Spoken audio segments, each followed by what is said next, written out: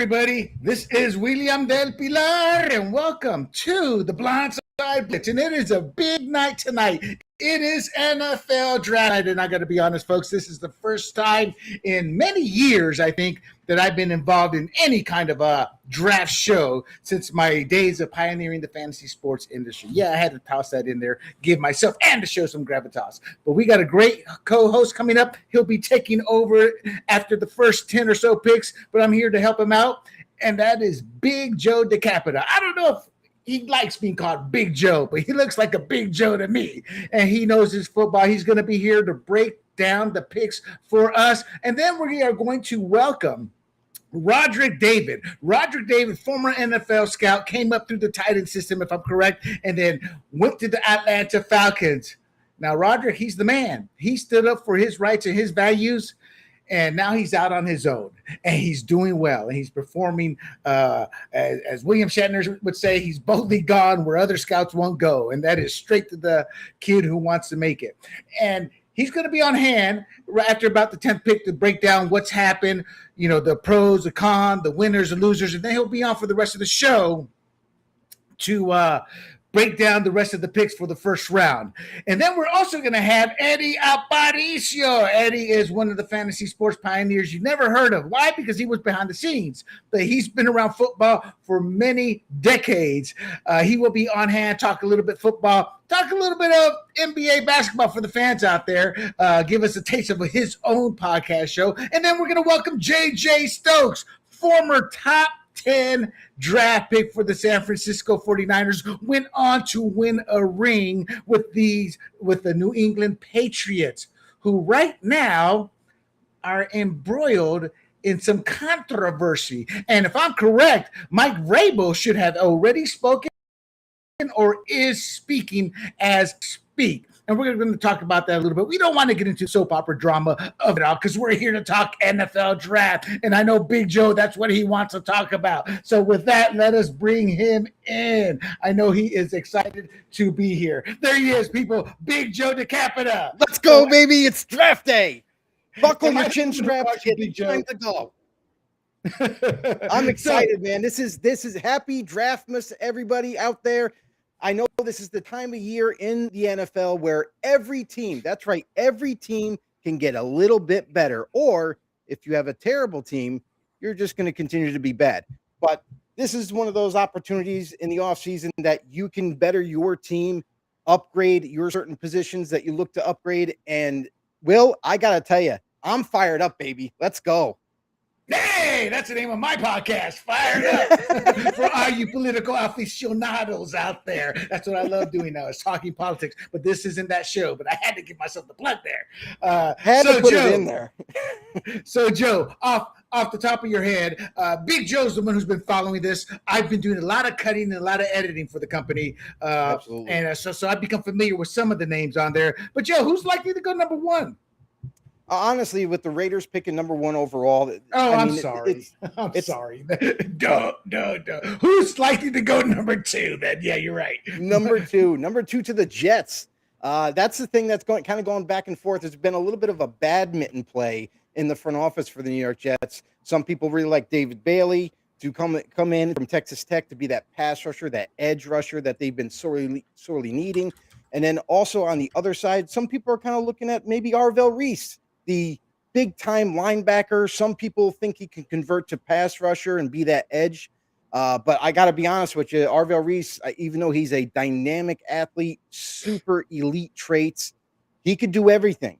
But he hasn't been asked to play pass rusher. In his college days, he's been a linebacker through and through. I think he can be an all-pro linebacker at the next level in the NFL. Yes, he has the potential. If you develop him, he can be a good edge rusher. I like to utilize him because he's so versatile as a linebacker. You can blitz a linebacker whenever you want. Pass rusher, you're kind of like putting him in a little of a box and saying, here, this is all we want you to do. So I hope if the Jets do go that direction with Reese, that they keep him at linebacker. You can slowly develop him as an edge, throughout the season. But also, Bailey. Bailey's also a guy. He's got elite traits as a pass rusher. That's why we're talking about him with the top 3 picks here. Who's very quick off the ball. a guy who has size, 251 pounds, about 35-inch arms. They're like tree limbs. Well, they're like tree limbs. You can just stick them right out there and put them in the chest of these offensive tackles and get around them. So I'm pretty Whoa. prospects. Speaking of tree limbs, talk to me about Ua Bernard. I took a look at that guy and I was like, oh my God. The last time I saw somebody like that was, oh gosh, I should know the name. He was projected to be a running back. He went to the combine. It was at the Senior Bowl. And this guy looked like a Greek god. It's like he was chiseled. He ended up becoming a fullback for the Jaguars. Didn't pan out as running back, which means, hey, looks aren't everything. Talk to me about Bernard.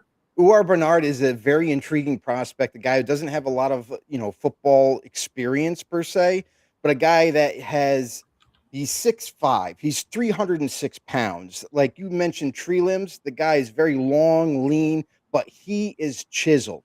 Let's not get it twisted. We're talking about a 300-pounder that has 6% body fat.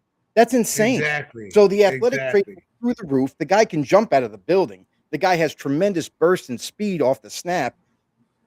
I don't know how NFL teams view him as, but what I'll tell you this is he would be a great developmental player because of the lack of experience. I expect him to be more like a early day 3 type of pick, but man, oh man, you got a nice player with all that athleticism that you can convert to potentially be a huge threat in the pass rush game.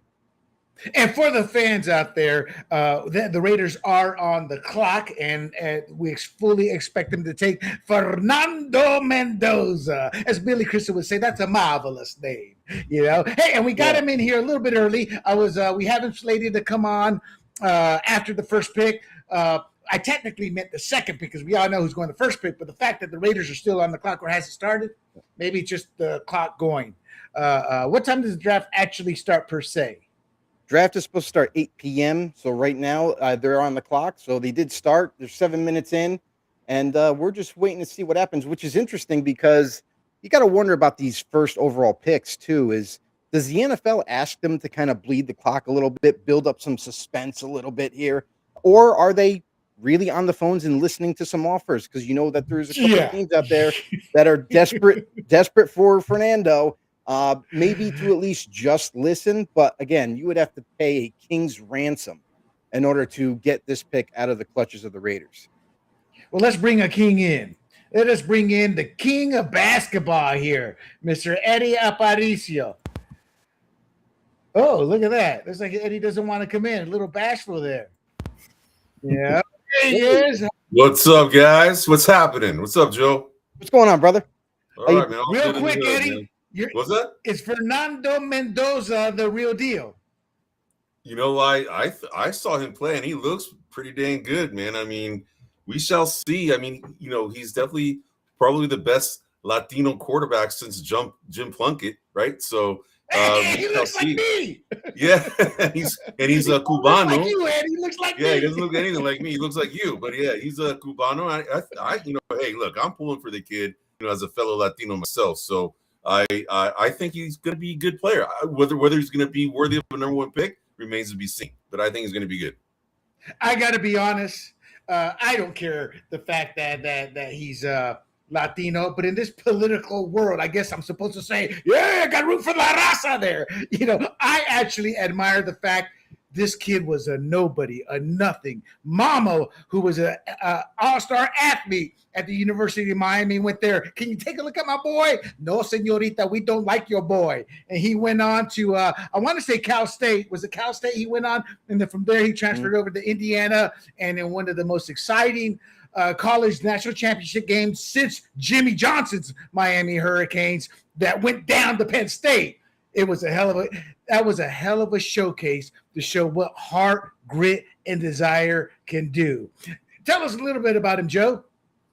Yeah, Mendoza's been a guy that I followed for quite some time throughout his college career, coming from Cal, going to Indiana. And here's the crazy thing is the University of Miami didn't want him, right? Like, this is a guy who was born and raised in Florida, in Miami, had dreams to be a Miami Hurricane. It never happened. But then he just decided to move on. Like it's you can't just sit there and pout. He decided to move on. He has an opportunity with a low-end school, transfers to Cal, then transfers to Indiana. This guy throughout every progression, every team that he's been on, 3 different offenses. He's got the mental capacity of freaking anything you could ever imagine. The guy is like super football IQ to the max. And for a guy that is a pocket passer at 6'5", 236, he has a very strong arm. I don't care what the naysayers say. This guy can make all the throws. He's got more mobility than you expect. And Fernando Mendoza is the absolute right pick for the Raiders. They have selected Fernando Mendoza as we speak. So there you have it. The Raiders get their first pick, and it is done and nailed. With the marvelous pick. I'm going to say that all night with Fernando. I think of Billy Crystal and that cheesy Saturday Night Live character he created. So Eduardo we may be joined by Twan. I call these 2 guys my 2 Latino enforcers. When Grumbling's Media's traveling, I'm going to bring them along. Right on, brother. Yeah. Eddie doesn't have the glasses on. So he's Eduardo Kent. Takes him off. He's my thug Superman. Hey, it looks like Twan is going to be joining here. So the full Cisco kids contingent is going to be here. So and there's my cousin who says go Raiders. Look at that. My cousin Lewis. Go Raiders. Had to just say something, Lewis. God, that go Raiders, baby. Stings. That word just stings my eyes, man. Raiders. Anyway, I gotta be honest. I thought that was your father, Eddie, with the picture. Oh yeah. There's definitely a resemblance for sure. So we got Anthony here. We got Jesus and Eddie here. I told Anthony the other day. I prefer Jesus, please. Let's stick with Jesus. All right, guys. So real quick, before we get to the next pick and before Joe continues to break down, tell us about your podcast, The Buzzer Beaters. And you guys, I love doing the covers when the Warriors are struggling because I love doing those crying faces. Talk to us. Oh, yeah. Dude, and AI just mutilates my face, man. God, it's horrible. Just how badly I look in those things. But anyway, so Twan and I go way back. We've known each other since sophomore year of high school, and we both knew each other. And we've been getting together, talking hoops on our own for years. Just to get together. And anytime we get together to have lunch, we talk about hoops. So when William, you had asked me, hey, do you have somebody who could talk hoops? Because you and I were doing this. And, I guess you weren't following his hoops as closely as me. So you're thinking, hey, I think the show would benefit if you find somebody else who knows hoops more than me. And Twan and I had been doing it for years. And, and you brought us on, and now you branded us as the Buzzer Beaters. Good name. And then, Twan and I being both from San Francisco, we dubbed ourselves the Cisco Kids. And we were hoping we could use that war song as an intro, but I guess there's licensing issues. We can't do that. But if you like hoops, mostly NBA is all we talk about. This is our show. This is your show to listen to. We're here weekly. We break it up in 2 segments. One of them is going to be dedicated to NBA, walk around the NBA for all the other teams. And the second one is going to be Dubs talk or Warriors talk when we talk about our team, the Golden State Warriors. So Twan, anything else you want to add, brother?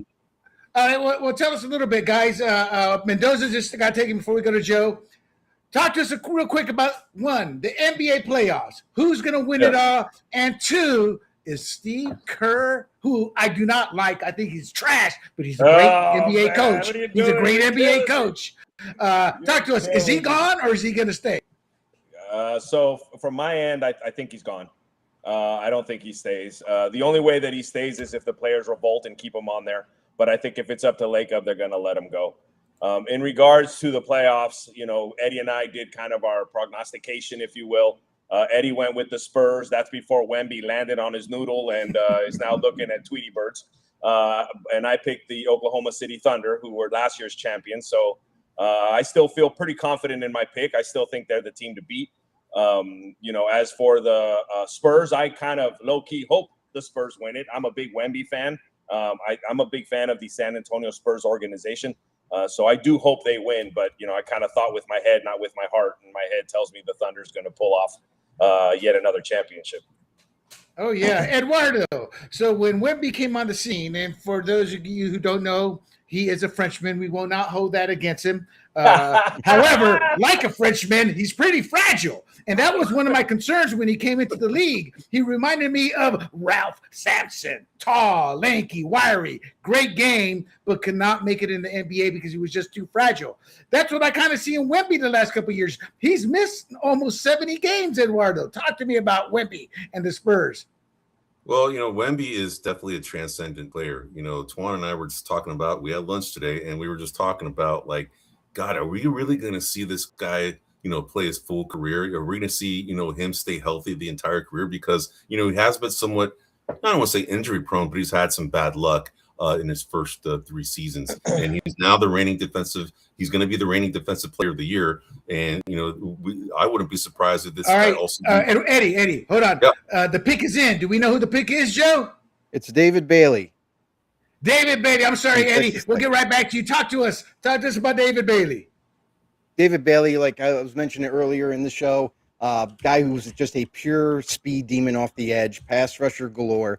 He's got a lot of pass rush moves. I like for him to kind of extend that attribute that he has, that he can be able to kind of build off of and get more pass rush moves, more tools in the shed. But at the next level, he'll be taught that.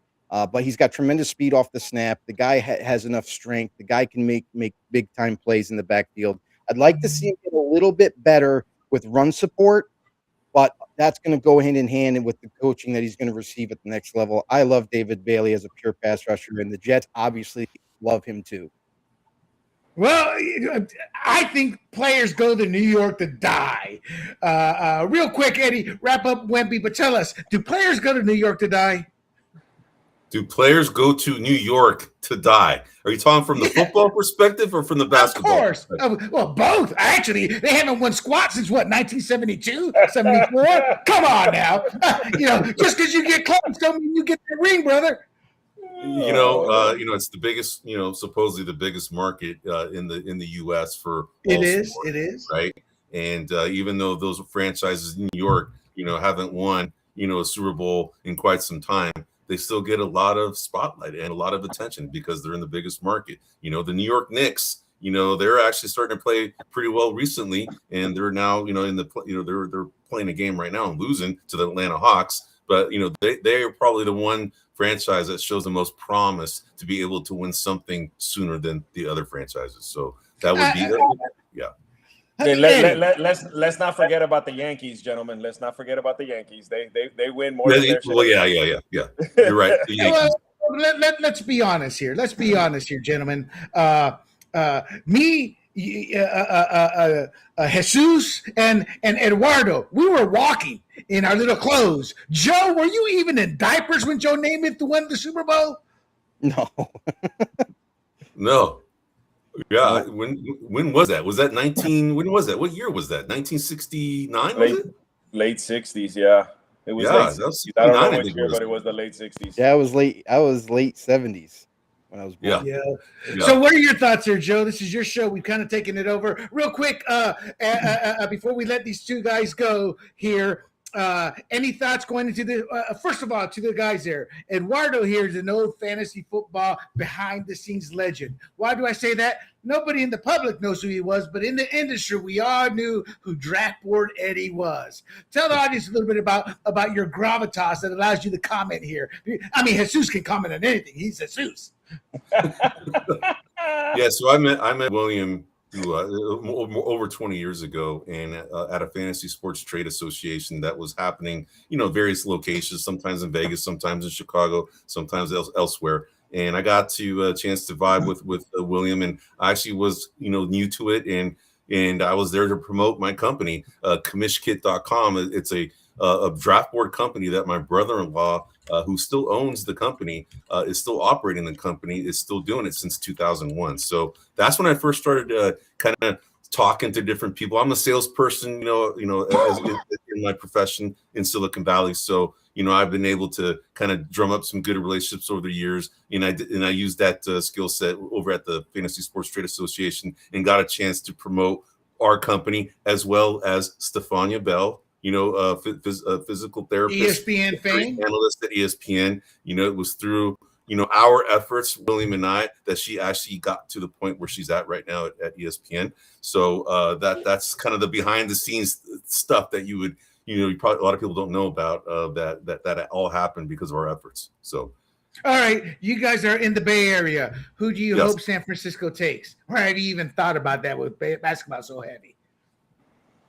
Go ahead, Twan. Well, for me, I've been focusing on hoops, so I haven't focused as much on my Niners as I would normally. But I'm a believer in the line, the defensive line, the offensive line.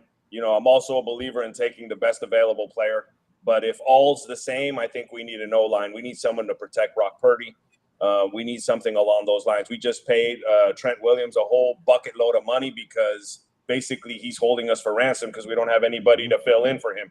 So in my opinion, let's start building up that O-line. But again, if there's a player out there, a wide receiver or some kind of player that can generate, that's a better player, then I'd say go that route. But for me, build the O-line, build the D-line. That's where you start. That's where football is won, in my opinion.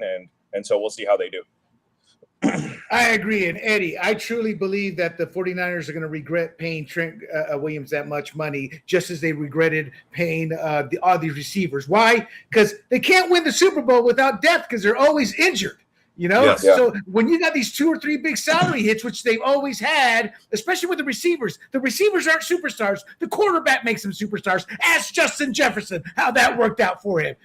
So and let's be honest, those boys got lucky. Big Joe, did they get lucky with that? Gave up 3 number 1 picks in the Dolphins or something to get that young kid out of North Dakota State, Trey Lance. I mean, it's not like they got a great track record. They just got a great coach, and I'm not even a fan of the Shanahan's. I wasn't a fan. I wasn't a fan of that move at all. I think they gave up too much, and honestly, pre-draft process, I thought they were going to go with someone different. I honestly thought they were going to go with a different quarterback there.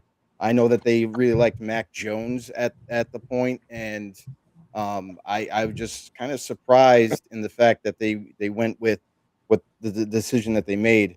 I'm a little distracted right now because as the clock is ticking down with 1:20, Arizona the pick is in for the Cardinals. Yes. So we're going to say goodbye to Eduardo and Jesus there. You can check out their podcast at Grumblings Media, our YouTube channel, or Rumble. Grumblings Media. You can check out their podcast, and we look forward to seeing it. I enjoy working with these guys. Any final words there before we let you go there, Jesus? Go Niners, and looking forward to what they do.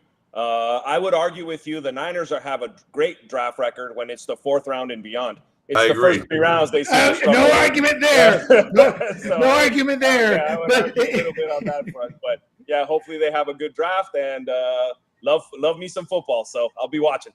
Yep, absolutely. I'm going to say the same thing. Twan, you took the words out of my mouth. Offensive line is who they should go after, but I think they're probably going to go defensive line. Whoever the best available between those two is what they're going to go with first. Well, I hope they grab that Indiana receiver. Yeah, knowing their track record, they'll draft a receiver that won't make it beyond next year. Right. That's the track record, so all right, gentlemen. Thanks for coming out. We'll talk soon. All right, guys. Bye-bye. Good luck, guys. Appreciate you guys. All right, see you, man. All right, talk to us there. Big Joe has Jeremiah Love. Talk to us about Jeremiah Love, a running back out of Notre Dame. Wow. Was that expected?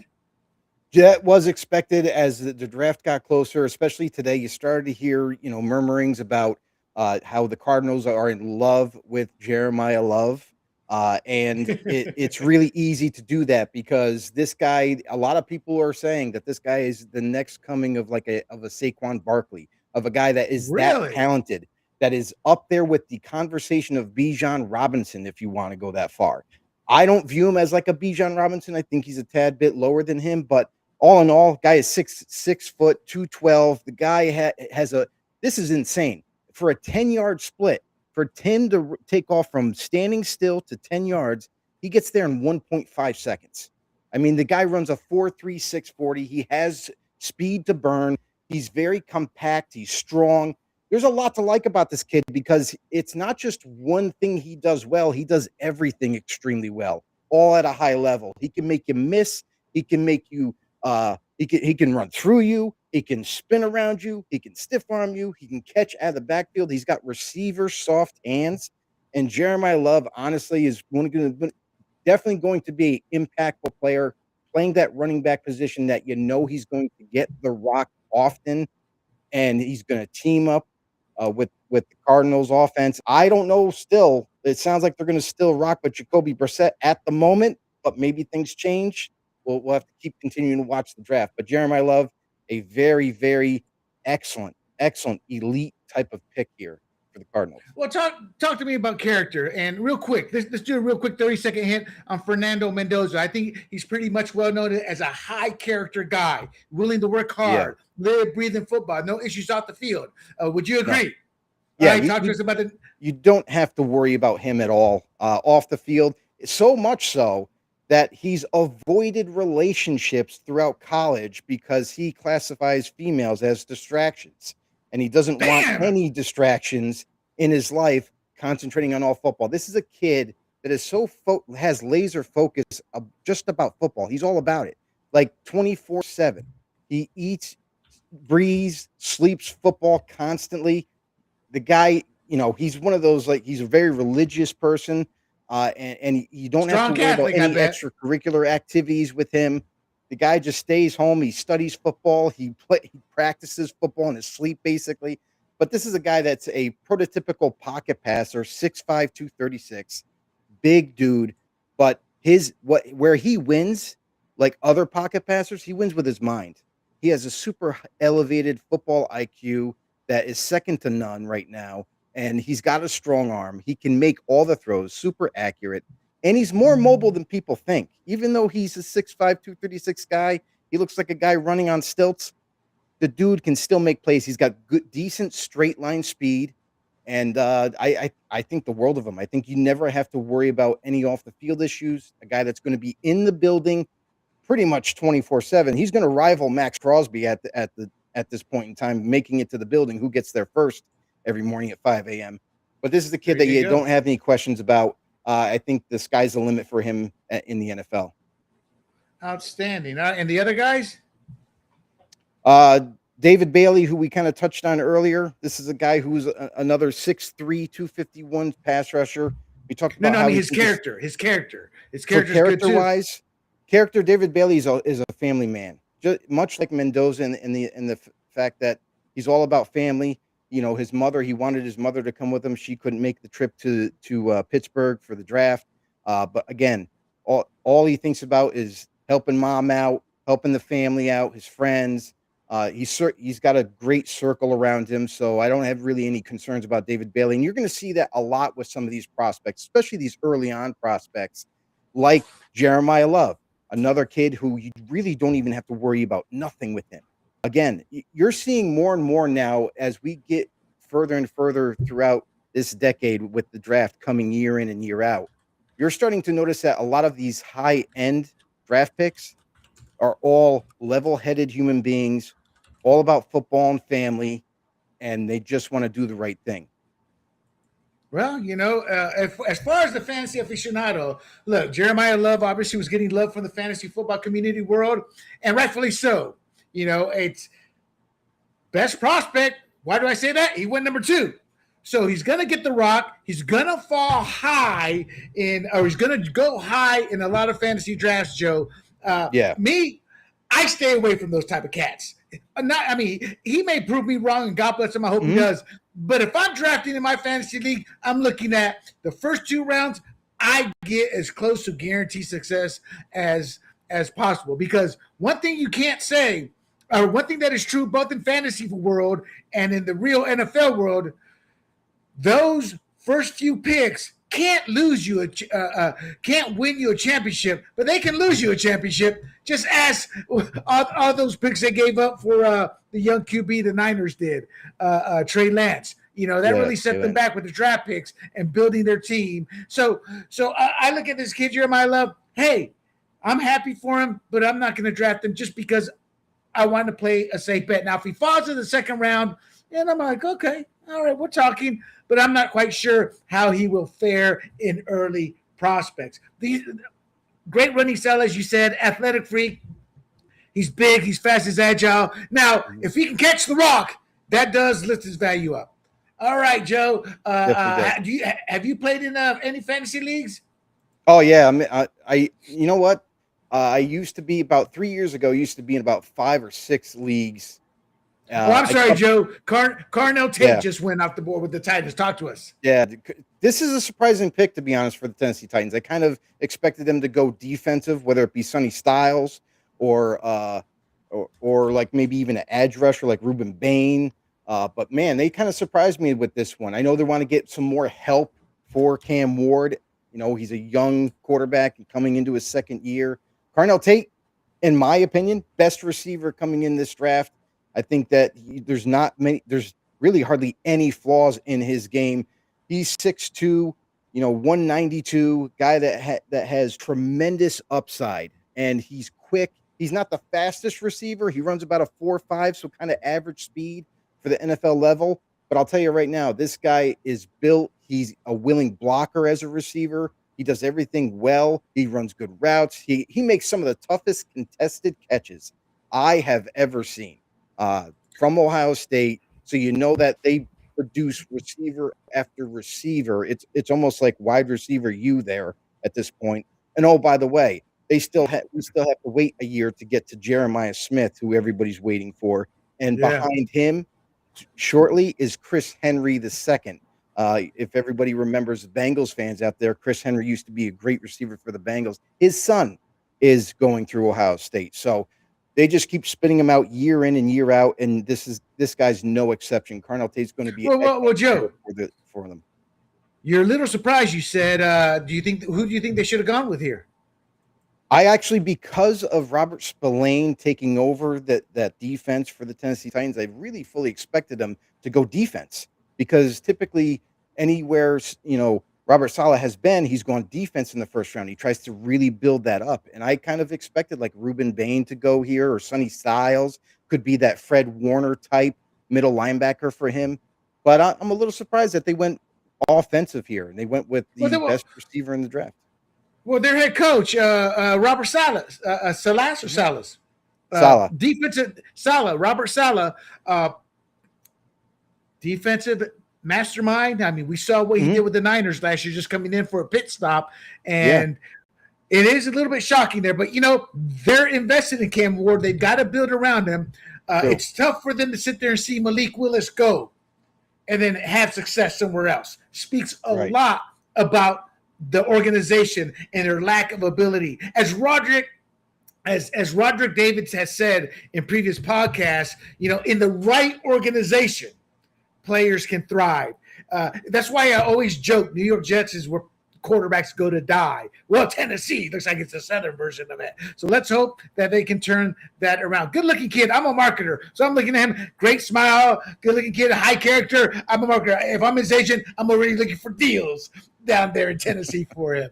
There you go. And the Giants have their pick in, and this draft is going pretty quickly, because if everybody remembers, the time has been shrunk into 8 minutes. It's no longer 10 minutes, so it's going to go a little faster. Giants get the pick in. It is Arvell Reese. They list him as an edge rusher on the card, but honestly, in my opinion, he's going to be an all-pro linebacker. I'm curious to see how the Giants utilize him at the next level.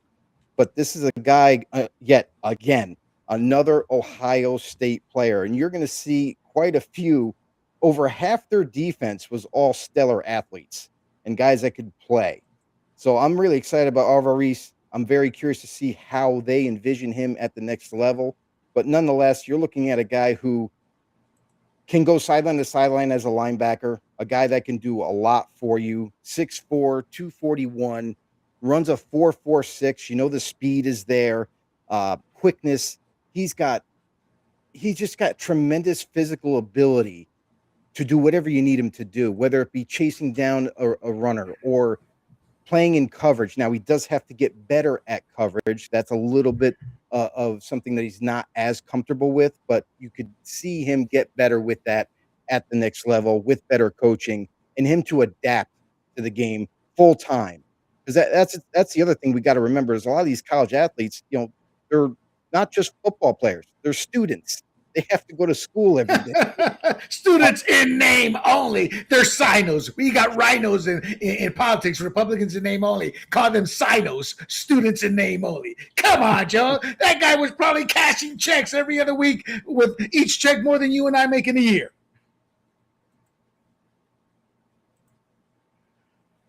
Do I still have you? Are you still there, Joe? Yeah. Okay. No comment. No, I was entering it in the timeline. So oh God. So overall, what are your thoughts on the draft overall so far? It sounds like Tate's the only unexpected pick you were thinking of. It was the only unexpected pick. I'm surprised Reese went to 5 to the Giants. But then again, I'm sure that they're ecstatic at this point, having a guy of his caliber, being able to utilize him as a Swiss Army knife on that defense. So very intrigued by what the Giants did, because I honestly, coming into the round 1, there was a lot of speculation that the Giants might take Sonny Styles, who's a middle linebacker for the Ohio State guy. guys.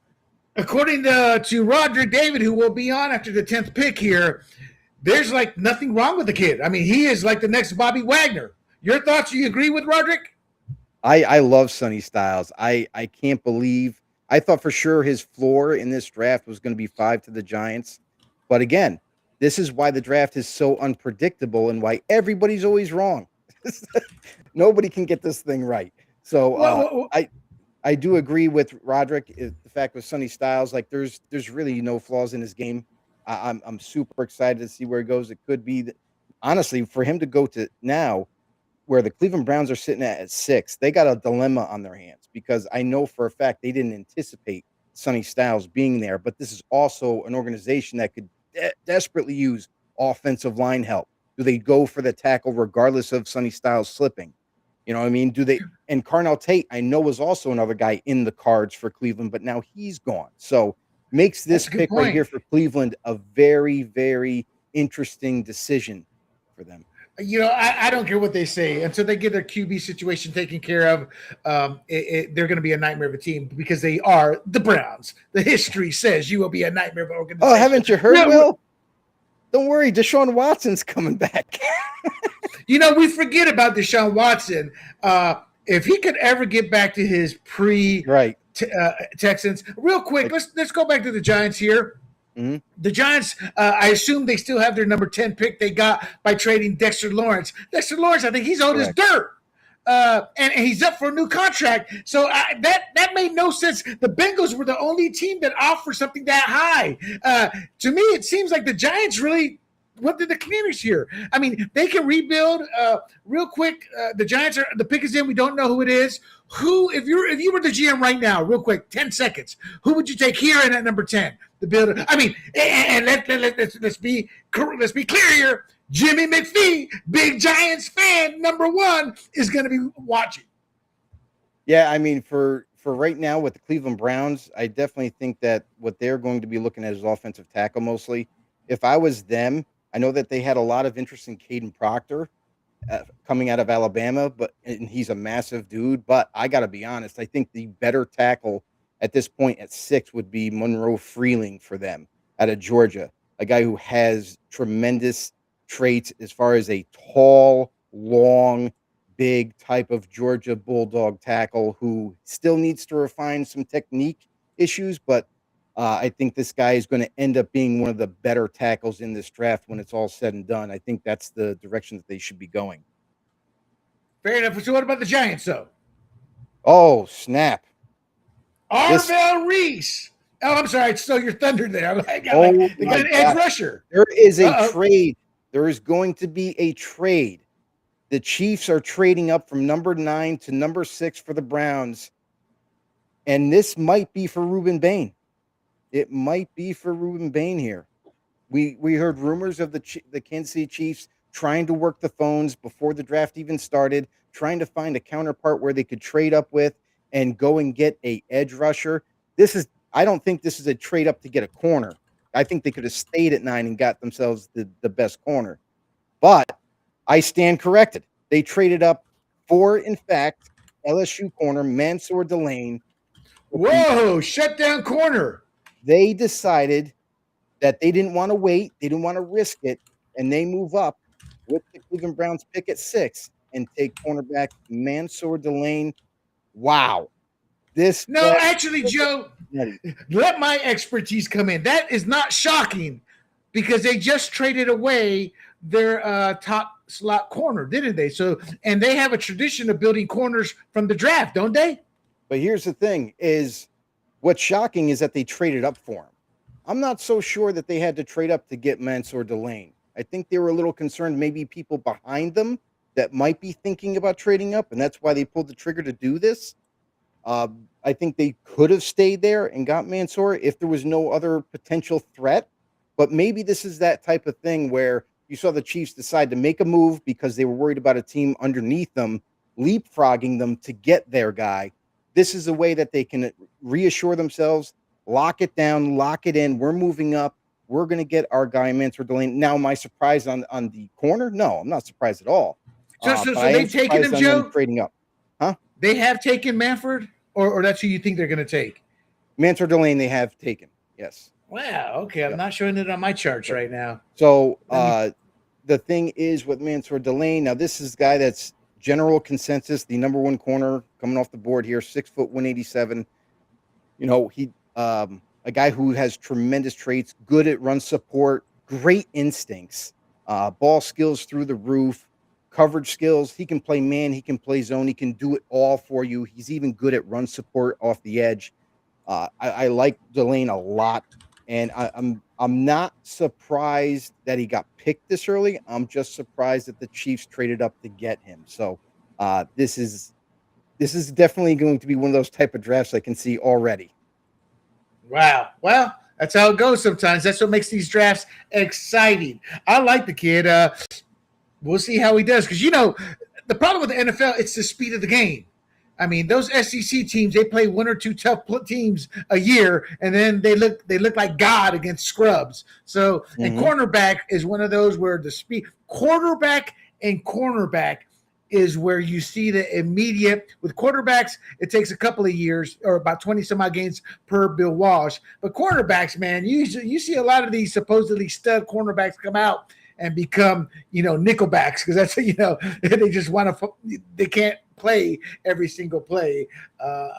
So that's one way to look at it, but we will see.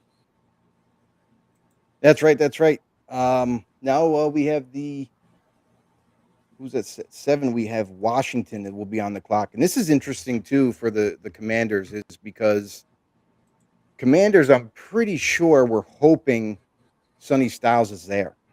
I think Sonny Styles will end up being the pick for the Commanders. I don't think they thought, just like a lot of other teams didn't think Sonny Styles would slip this far past 5, that Washington has got to be super elated. And they're a team that desperately needs to build on that defensive side of the ball.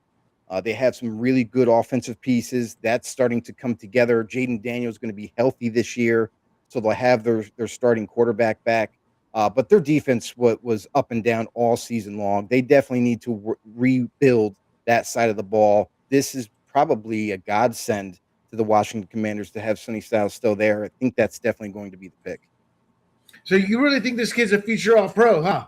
I really do. I absolutely love Sonny Styles. He's one of my favorite players in this draft, and not just because he was supposed to be a top 5 pick, but the kid is he's everywhere. Like this kid, by the way, Sonny Styles converted from safety, by the way.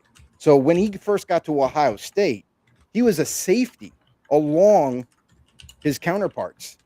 Caleb Downs transferred from Alabama to be an extra safety. And then when they got Caleb Downs, they decided to move Sonny Styles down to linebacker. And I think no matter where that kid played, he was going to be something special. So just for a second, for Ohio State fans out there, just think for a second. Imagine if big, huge Sonny Styles stayed at safety right next to Caleb Downs. Good luck on the back end. But the Ohio State staff, they decided to move him to linebacker. Still a tremendous player. Well, you know what that means. That means eventually you could do it's usually a cornerback that loses a step but can still hit hard will shift over to safety. I can imagine Sonny Styles doing that after his linebacker premier days are over. He can have an extra lifespan there. But, you know, that Mansour Delane pick really is intriguing to me because the Chiefs moved up. It real quick before the Commanders pick comes in. it kind of tells me how the Chiefs are looking at their team, their makeup. They know Mahomes just can't do it. They know they can no longer score 30 points, and the defense has got to help them out.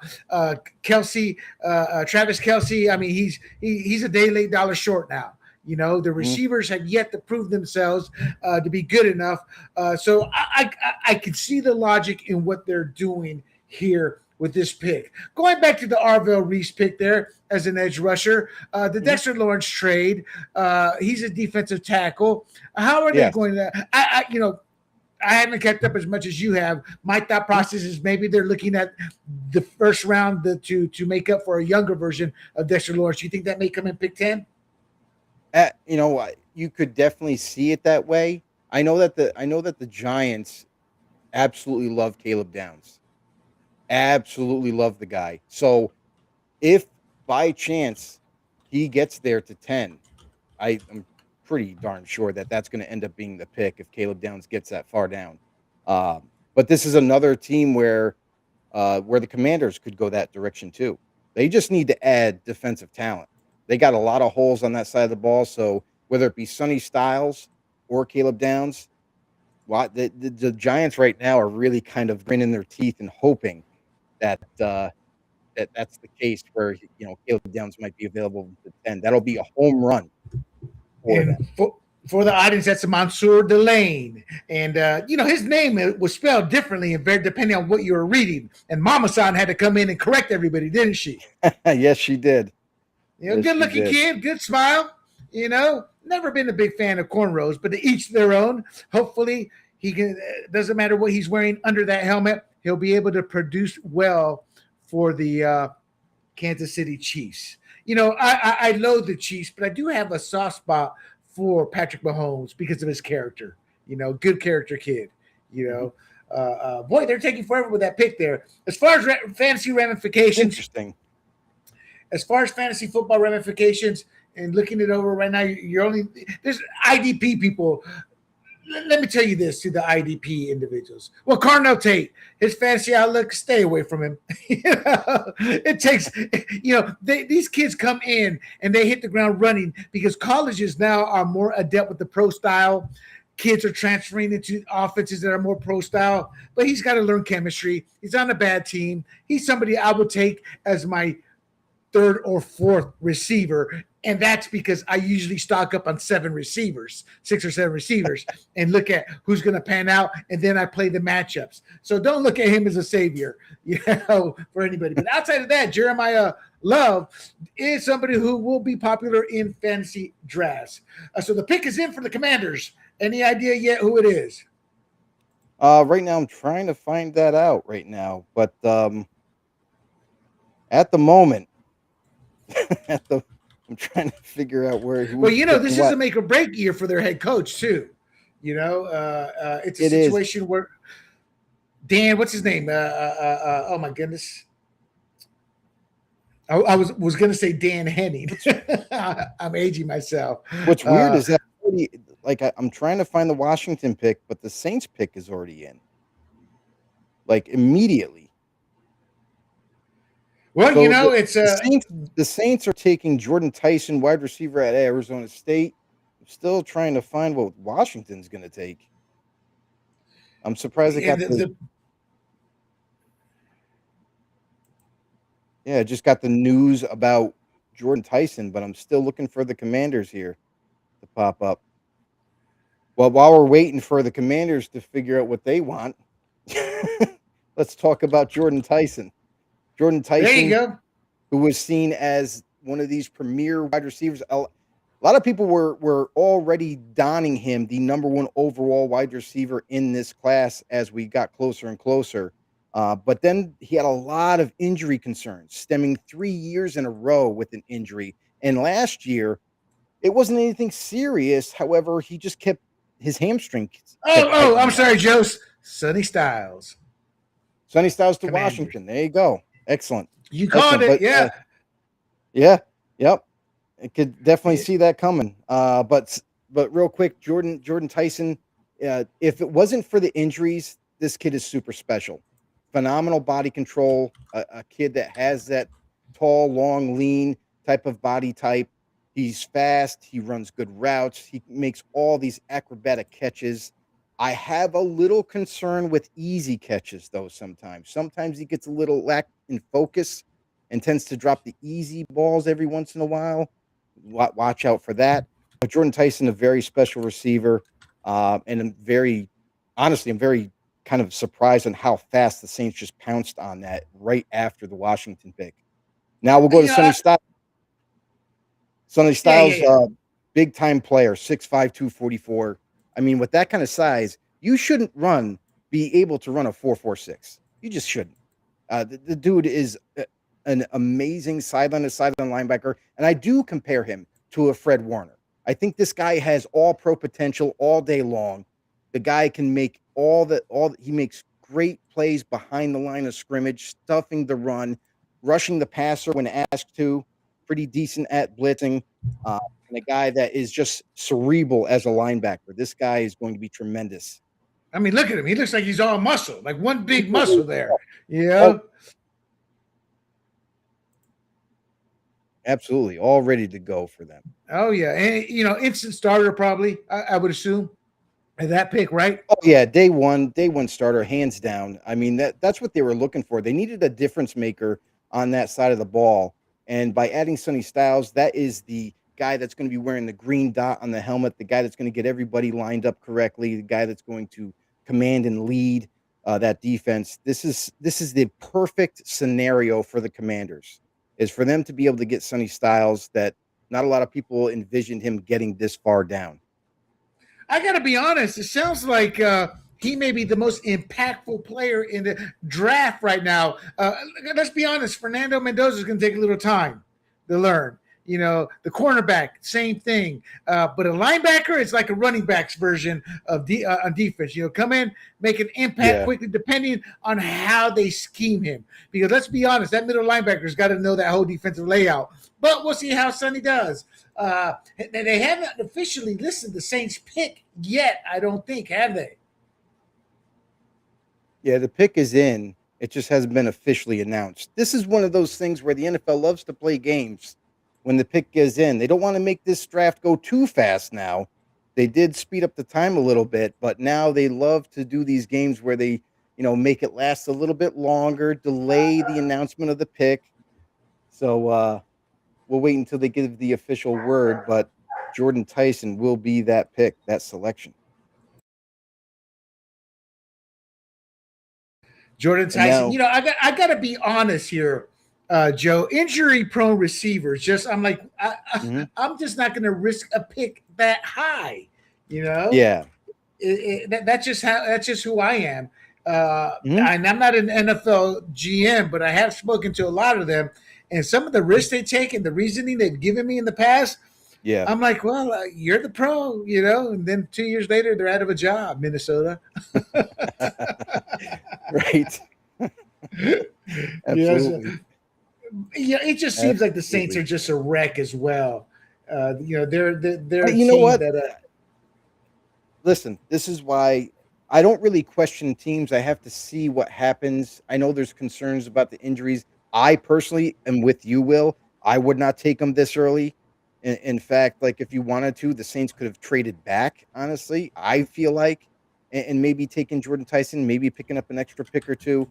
But this is something where there was reports that did state that Jordan Tyson, we would be surprised in this draft how high up he goes despite the injury history. So not a fan of it, but the Saints obviously have confidence in selecting him that high. And is he from the University of Colorado? Is Tyson from the University of Colorado, correct? Ty Simpson is Alabama. Okay. Simpson. I'm thinking of Jordan Tyson here out of Colorado. Gotcha. So we mentioned that the Browns, with this trade, they switched spots with the Chiefs. Now the Browns picking at 9.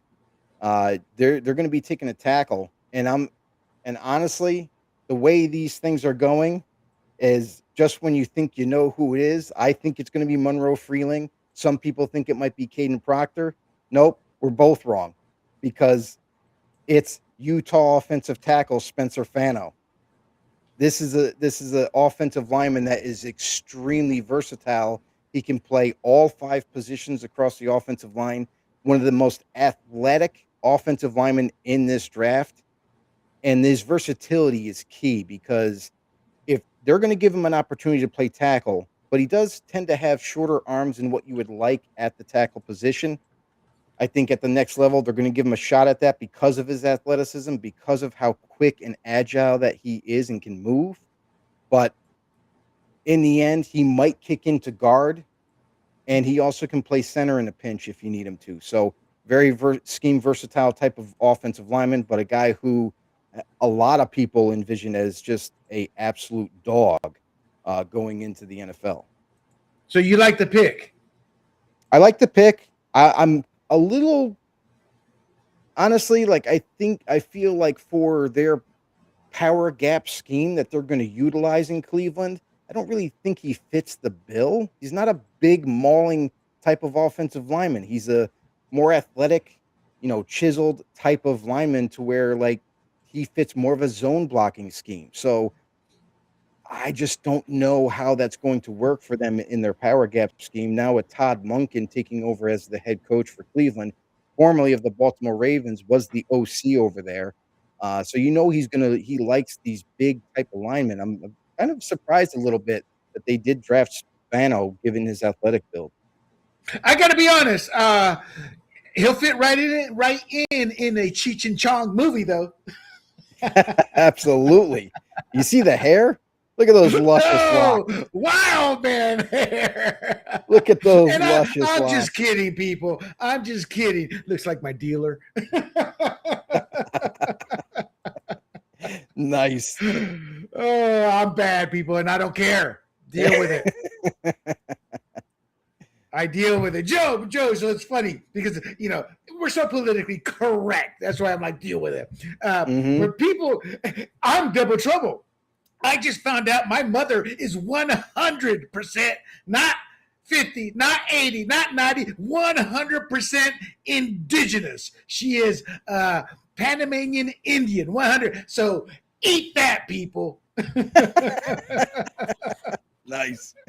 I like it. Oh, man. So, okay, overall, real quick here before the pick comes in, your surprises here. I like the Fernando Mendoza pick. I like the David Bailey pick.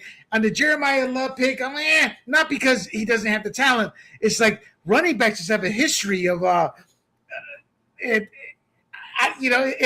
to take him that high. You haven't seen that happen a lot over the last few years. Carnell Tate, I'm not a big super fan out of those 2 picks there, only because I'm with Jesus there. I love these offensive line, defensive line picks. Arvo Reese, I like. Mansour Delane, I'm happy for the kid. I'm not even a Chiefs fan. I hate the Chiefs. I mean, I root for them to lose, but I admire what they built over there. And I see what they're doing, and I'm like, okay, I may not have gone that route, but I get what you're doing. The pick I do love is Sonny Styles. I love that kid for some reason, man. Yeah, I love the kid who comes in and can make an impact, and he's all business. So out of these picks so far there, Big Joe DeCapita, anybody strike you as, okay, I'm not too keen on their character? I'm a big character guy when you're drafting in the first round. You better live, eat, and breathe NFL football, or I don't want you in my first round. So far, where does that logic stack up? Honestly, like I said earlier in the show, that a lot of these high-end draft picks now are all character approved, so to speak. Like all these guys are all about football. They're great football players. I don't really have any concerns so far with the players that have been selected. All really good kids, family-oriented, and there's really no concerns off the field. Crime. Well, the Giants have selected their pick, Big Joe. Looks like the Giants are going with who? It's from Miami. Kid out of Miami. Oh, Giants are going to go with Francis Mariota, the offensive tackle for the Miami Hurricanes. What do you think? That is big. That's a lot of people had Francis Mariota going to the Giants at 5.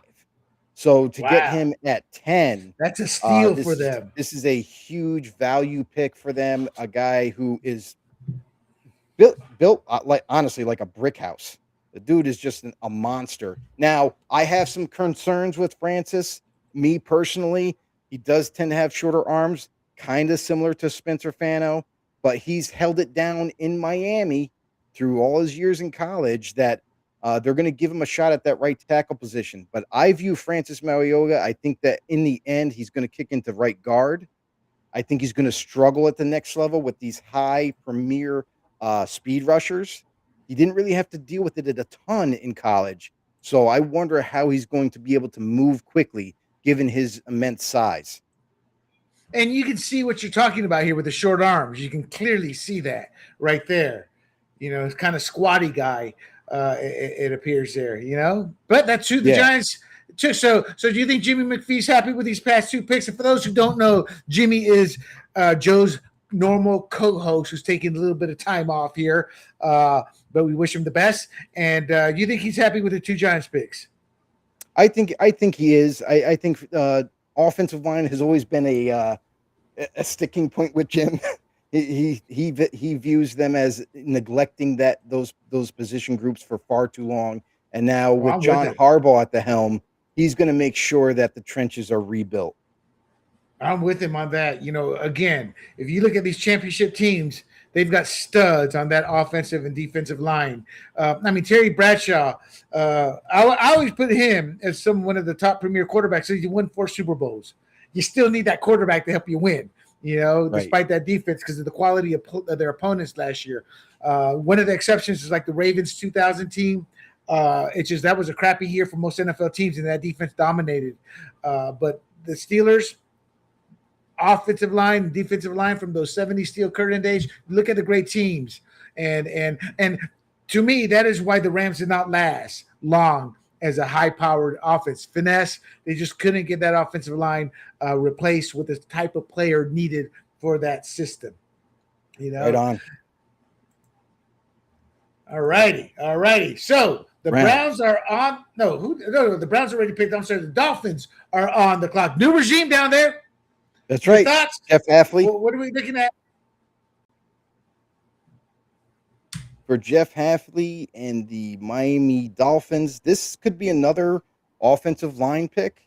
Jeff Hafley, I'm not sure how much he's going to be pounding the table for a defensive player. He's defensive minded. Maybe he wants to rebuild that side of the ball first. But again, you got to get Malik Willis some playmakers. You damn well traded away Jalen Waddle when he just got there. And obviously Tyreek Hill was already on his way out. So now this dude has basically a bunch of low-tier slot receivers right now at the moment. The guy needs some outside help. So, I mean, I think they have to go wide receiver. Honestly, is the most critical thing right now for them. But I also could see them go the direction of rebuilding that offensive line as well, too. I don't know what to think of the Dolphins. What are they going to do with Tua? There's a lot of holes. I mean, there really is a lot of holes with the Dolphins. So, I mean, they could go in a number of different ways. Offense, defense, you name it. What do you think they're going to do here? What do you think they're going to do, personally think? Honestly, the way everything is fun, I'm kind of – so I have Vega Ioane. He's a guard out of Penn State, and I ranked him as my number 1 offensive lineman, period. Forget the tackles, the guard. This dude is absolutely a beast.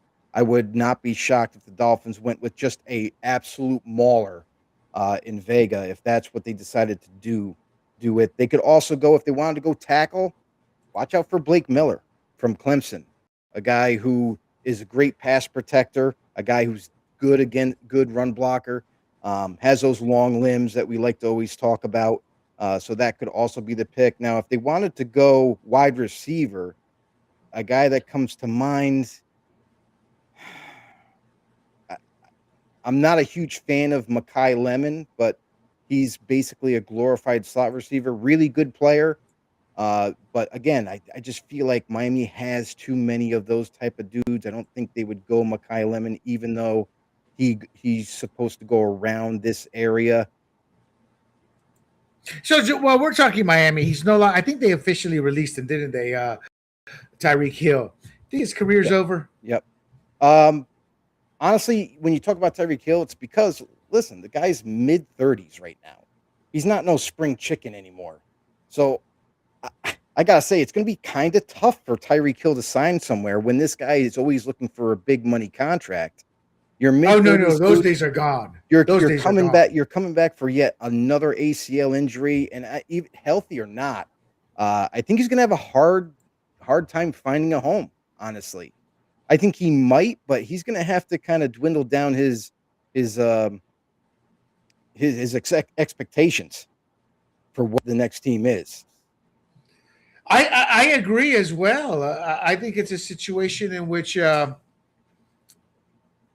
he's not going to go for the veteran minimum, or they may give him a veteran minimum, but give him a few easy bonuses, but he's going to have to earn it. I mean, he hasn't even signed with anybody yet, has he? No, he's still a free agent, and I kind of fully expected that with how deep this draft is. Definitely thought that teams were going to wait to see what they could get. Now, after the draft, maybe he gets a couple phone calls from teams that didn't quite get the guys that they wanted to get, and kind of kick the tires, so to speak, to see how much he's looking for and if they can make a deal get done. But I have my doubts, honestly, Will. I have my doubts with Tyreek Hill. I'm not 100% sure if he gets to go to a destination where he's looking to win with. I don't see him going back to Kansas City. I know that's kind of been a rumor. Oh, Joe. So the Cowboys traded up to number 11 per Adam Schefter. Nice. That's a great selection. So what are we looking at here? Great reporter. Let me tell you, while we're in a lull here, let me tell you about insiders and how it works. When I came up, I had access. In 10 years, I worked with over 200 beat reporters from every city. Insiders get a lot of their information from beat reporters. When you have the name ESPN behind you or NFL behind you, teams call you back. GMs call you back.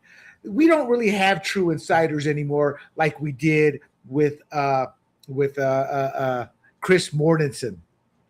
Or the who's that guy came out of nowhere in basketball? Shams, where he built. Jay Glazer built he's not as much an insider as much he's living his large life there as the guy on Fox who comes in with the news.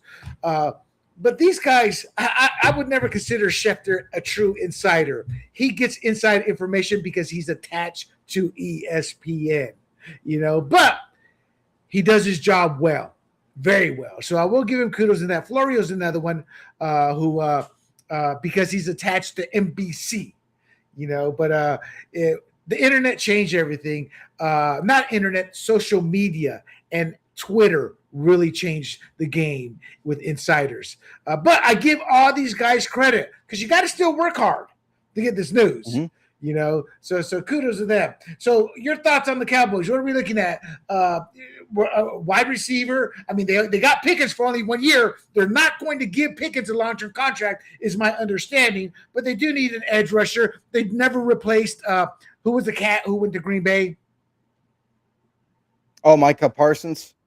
They traded him away. Cornerback. They needed help on corner. I mean, that whole offense, defensive line was trash. They do need some help on offensive line, but you look at the numbers, and Dak was still slinging the rock. Your thoughts? Who do they go with here? The pick is honestly, I think they traded up for a reason, and that's going to be Caleb Downs at safety.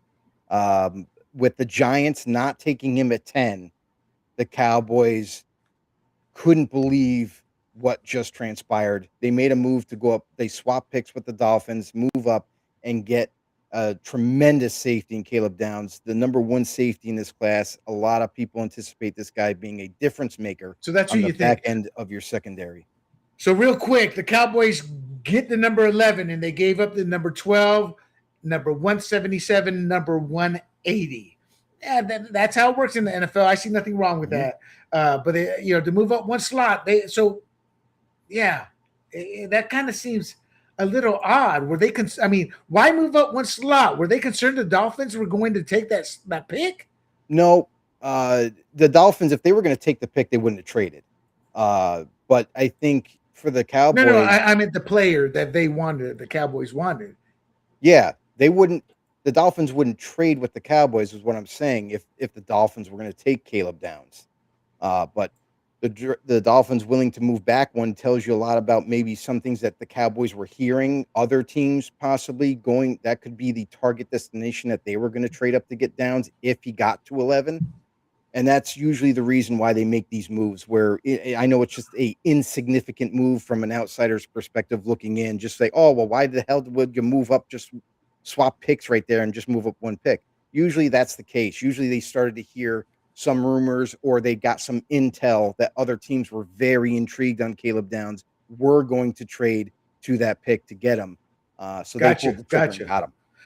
Quick reaction. Clay Travis, he is the founder of Outkick.com, one of the bigger sports sites that's also involved with politics. I think when you think of Clay Travis, you think of Jason Whitlock and those types. That's the type of sports guy. Quote, Carnell Tate at 4 is absurdly bad. I hate the tightest drafts every year. Trade back. He's not even a top wide receiver at Ohio State, and I don't even think he's the best receiver in the draft. My question to you, respond. First, you agree with him. He wasn't even the top receiver on his team because everybody's waiting on the guy who's a year back, right? And Correct. But what do you think of the claim he's absurdly bad at number 4? I think that's absolutely preposterous. That is ridiculous. I don't know what he's watching, but apparently never watched any Ohio State games. That's for sure. Is he not the best receiver at Ohio State? Sure, I'll give him that. He's the second best next to Jeremiah Smith. However, Carnell Tate in this draft class is 100% the best receiver to take. A guy that you have no concerns on or off the field, no injury concerns, extremely durable, and can do everything that you need an outside receiver to do. Block, catch, score touchdowns. I think that's just an absolutely asinine take. I love it. You got your opinion there. You know, again, my take isn't that he's absurdly bad. I'm like a wide receiver that high. It's there's you got to be special. When you think he's special. Receiver, yeah, when it comes to taking a receiver in the top 10, you have to be special. Now, it could mean a lot of different things. You could be special in some of the plays that you can make.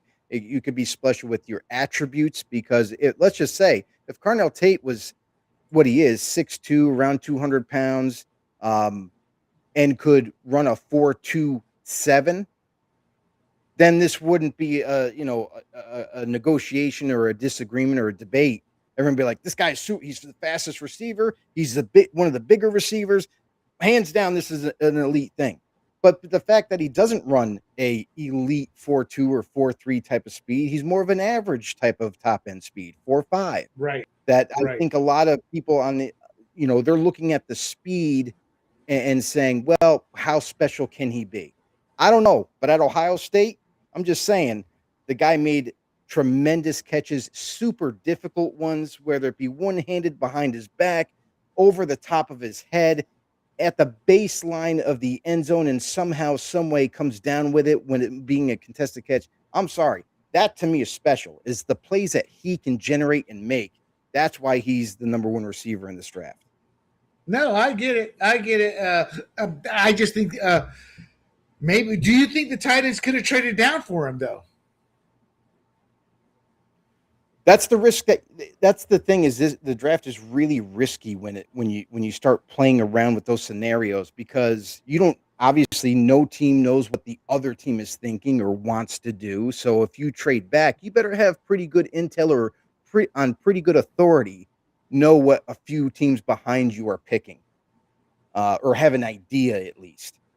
Because when you trade back, that also is a little bit of a risk factor where you might have traded back. Sure, you gain some capital and extra picks, but also you risk on losing your guy that you were hoping to get to slide down to you. So that's one of those things where maybe they viewed it too much of a risk to move down, or simply it could be this simple to where they just couldn't get a deal done. Okay, Skip Bayless, way too high for Carnell Tate. Nothing special about him. By far, Ohio State's second best receiver, and in caps. And he just went. Well, it was fourth overall. He said fifth overall. Was it fifth or fourth that he just went? That he went. Carnell Tate. Yeah, he went fourth overall. He said Fourth. fifth. Well, Skip, when you get your damn tweet right, then talk to Big Joe DeCapita. Skip Bailey, what are you doing lately, bud? Are you just doing podcasts now, or because you keep losing job after job wherever you go, being more irrelevant every day? I don't understand where he's coming from. And this is another guy that I love, these talking heads that don't really do scouting, that just like to go off of the hinge and create drama and just kind of just create this hysteria, stirring the pot. So yeah, good one, Skip. Go back to the closet. Well, according to Jay Glazer, who I just spoke about, the Rams are going to be looking at quarterback Ty Simpson with pick number 13. I don't want to get too far ahead, but Jay Glazer, who I think is the man, I love that little guy forever. Like we came up together, actually, Jay and I. Oh, you go did? To the combine. Oh, yeah, I knew Jay Glazer very well at one point. There was an internet tip. Somebody accused us of something. Jay Glazer came to our defense. He said, no, I've known these guys forever. They don't do that. That's nonsense, you know? And it was against one of his supposed good friends. But, yeah, he's saying that Alabama QB Ty Simpson will pick number 13 per at Jay Glazer. So we will find out here shortly. So they land Caleb Downs, and they still hold the number 20 pick. According to Ari Mirov, they're going to select Caleb Downs, right? That's right. Now we got the Dolphins pick is in. It is the big mauling tackle from Alabama, Caden Proctor. Caden Proctor. Yeah. Inconsistent, though, isn't he? I will say this. I have never been a fan of Alabama offensive linemen, and there's a reason for that. The Alabama recruiting department always goes for these gigantic human beings of offensive linemen and try to do their best to convert them into powerhouse offensive linemen. The problem is that they are not light on their feet. They basically have elephant feet with very heavy-footed type of guys. They're not quick on their feet. They can't laterally move fast enough, especially against speed rushers. You look at like a guy like David Bailey, who we mentioned earlier in the show, extremely fast, quick burst off the snap. That's the type of guys that Caden Proctor is going to have to deal with at the next level. Look at Evan Neal, who was a Giants high-end pick in the first round, another Alabama offensive lineman. The list goes on and on. Alex Leatherwood, former Alabama offensive lineman. What was he? He was a bust. So a lot of these guys that come into this league now, great, they're huge. Don't get me wrong. Caden Proctor is ridiculous. Like that, you can't teach size 100%. This is a mauling type of figure. When you look at this dude, you want this guy to get off the bus first because he is intimidating looking. He is a guy that is phenomenal for run blocking for obvious reasons. Big dude, 6'6", 352 pounds. This is a guy that by no means are you going to walk up to him and think that you're going to run through him. However, if you're fast enough, you could get the edge on him. And that's going to be the concern at the next level for him is he's going to be that power guy. He's going to be phenomenal for you in the run blocking game. But as far as pass protector goes, pass protector is going to be suspect. Massive guy, isn't he? Massive. I mean, look at him compared to the ref right there. You see that, Joe? Oh, my goodness. That's a jolly black giant there, you know? Oh, my goodness, it's a big man. 2 pounds, every bit. And honestly, at Alabama, he wasn't 350. He was more close to 380. So he trimmed down for the combine. He trimmed down to get in a little bit better shape for the process of the draft. And here he goes. He lands right here to the Dolphins. Okay, real quick again. Caleb Downs. Talk to since to keep this going in order. Caden Proctor just went. You predicted Caleb Downs to go to the Cowboys, but then they actually took him. So that aligns with your thought process of what the Cowboys are trying to build. Mm-hmm. Yeah, absolutely. I mean, I think this is something where it's a player that went down lower than anybody expected for one and two. This is a guy that is a blue chip player. There's not too many blue chip type of elite traded prospects in this draft. So when you can get one lower in the rounds here, that's a win. It's 100% a win. So I really do love the fact that they jumped on the opportunity and were able to nab it. All right, let's bring the B team in. Let's bring the B team in here. Rodrik. The B team, I don't know about that.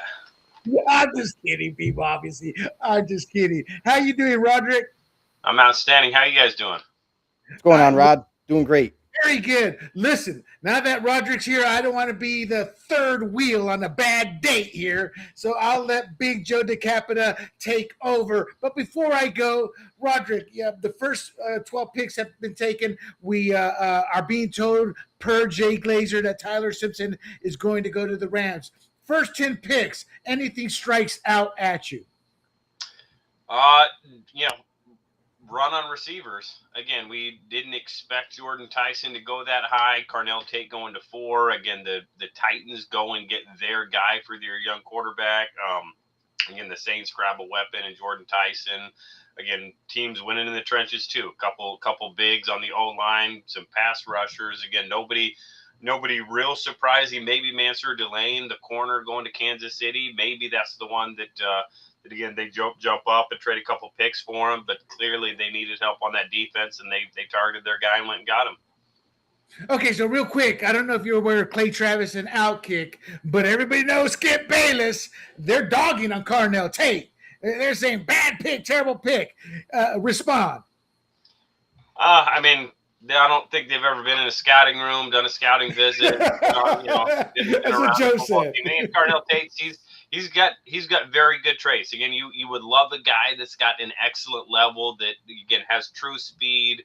Again, Carnell Tate's a good X, a reliable target. He was the guy this last year. Again, you could see the comfort level that Julian Sain had with him. Again, you go and get what they thought was the best wide receiver for your young quarterback. They got a plan. They executed. Those guys can go kick rocks. David Bailey to the Jets. I say players go there to die because it's a Jets organization. But overall, that said, David Bailey about the best they could do at that pick in terms of what they're trying to build over there.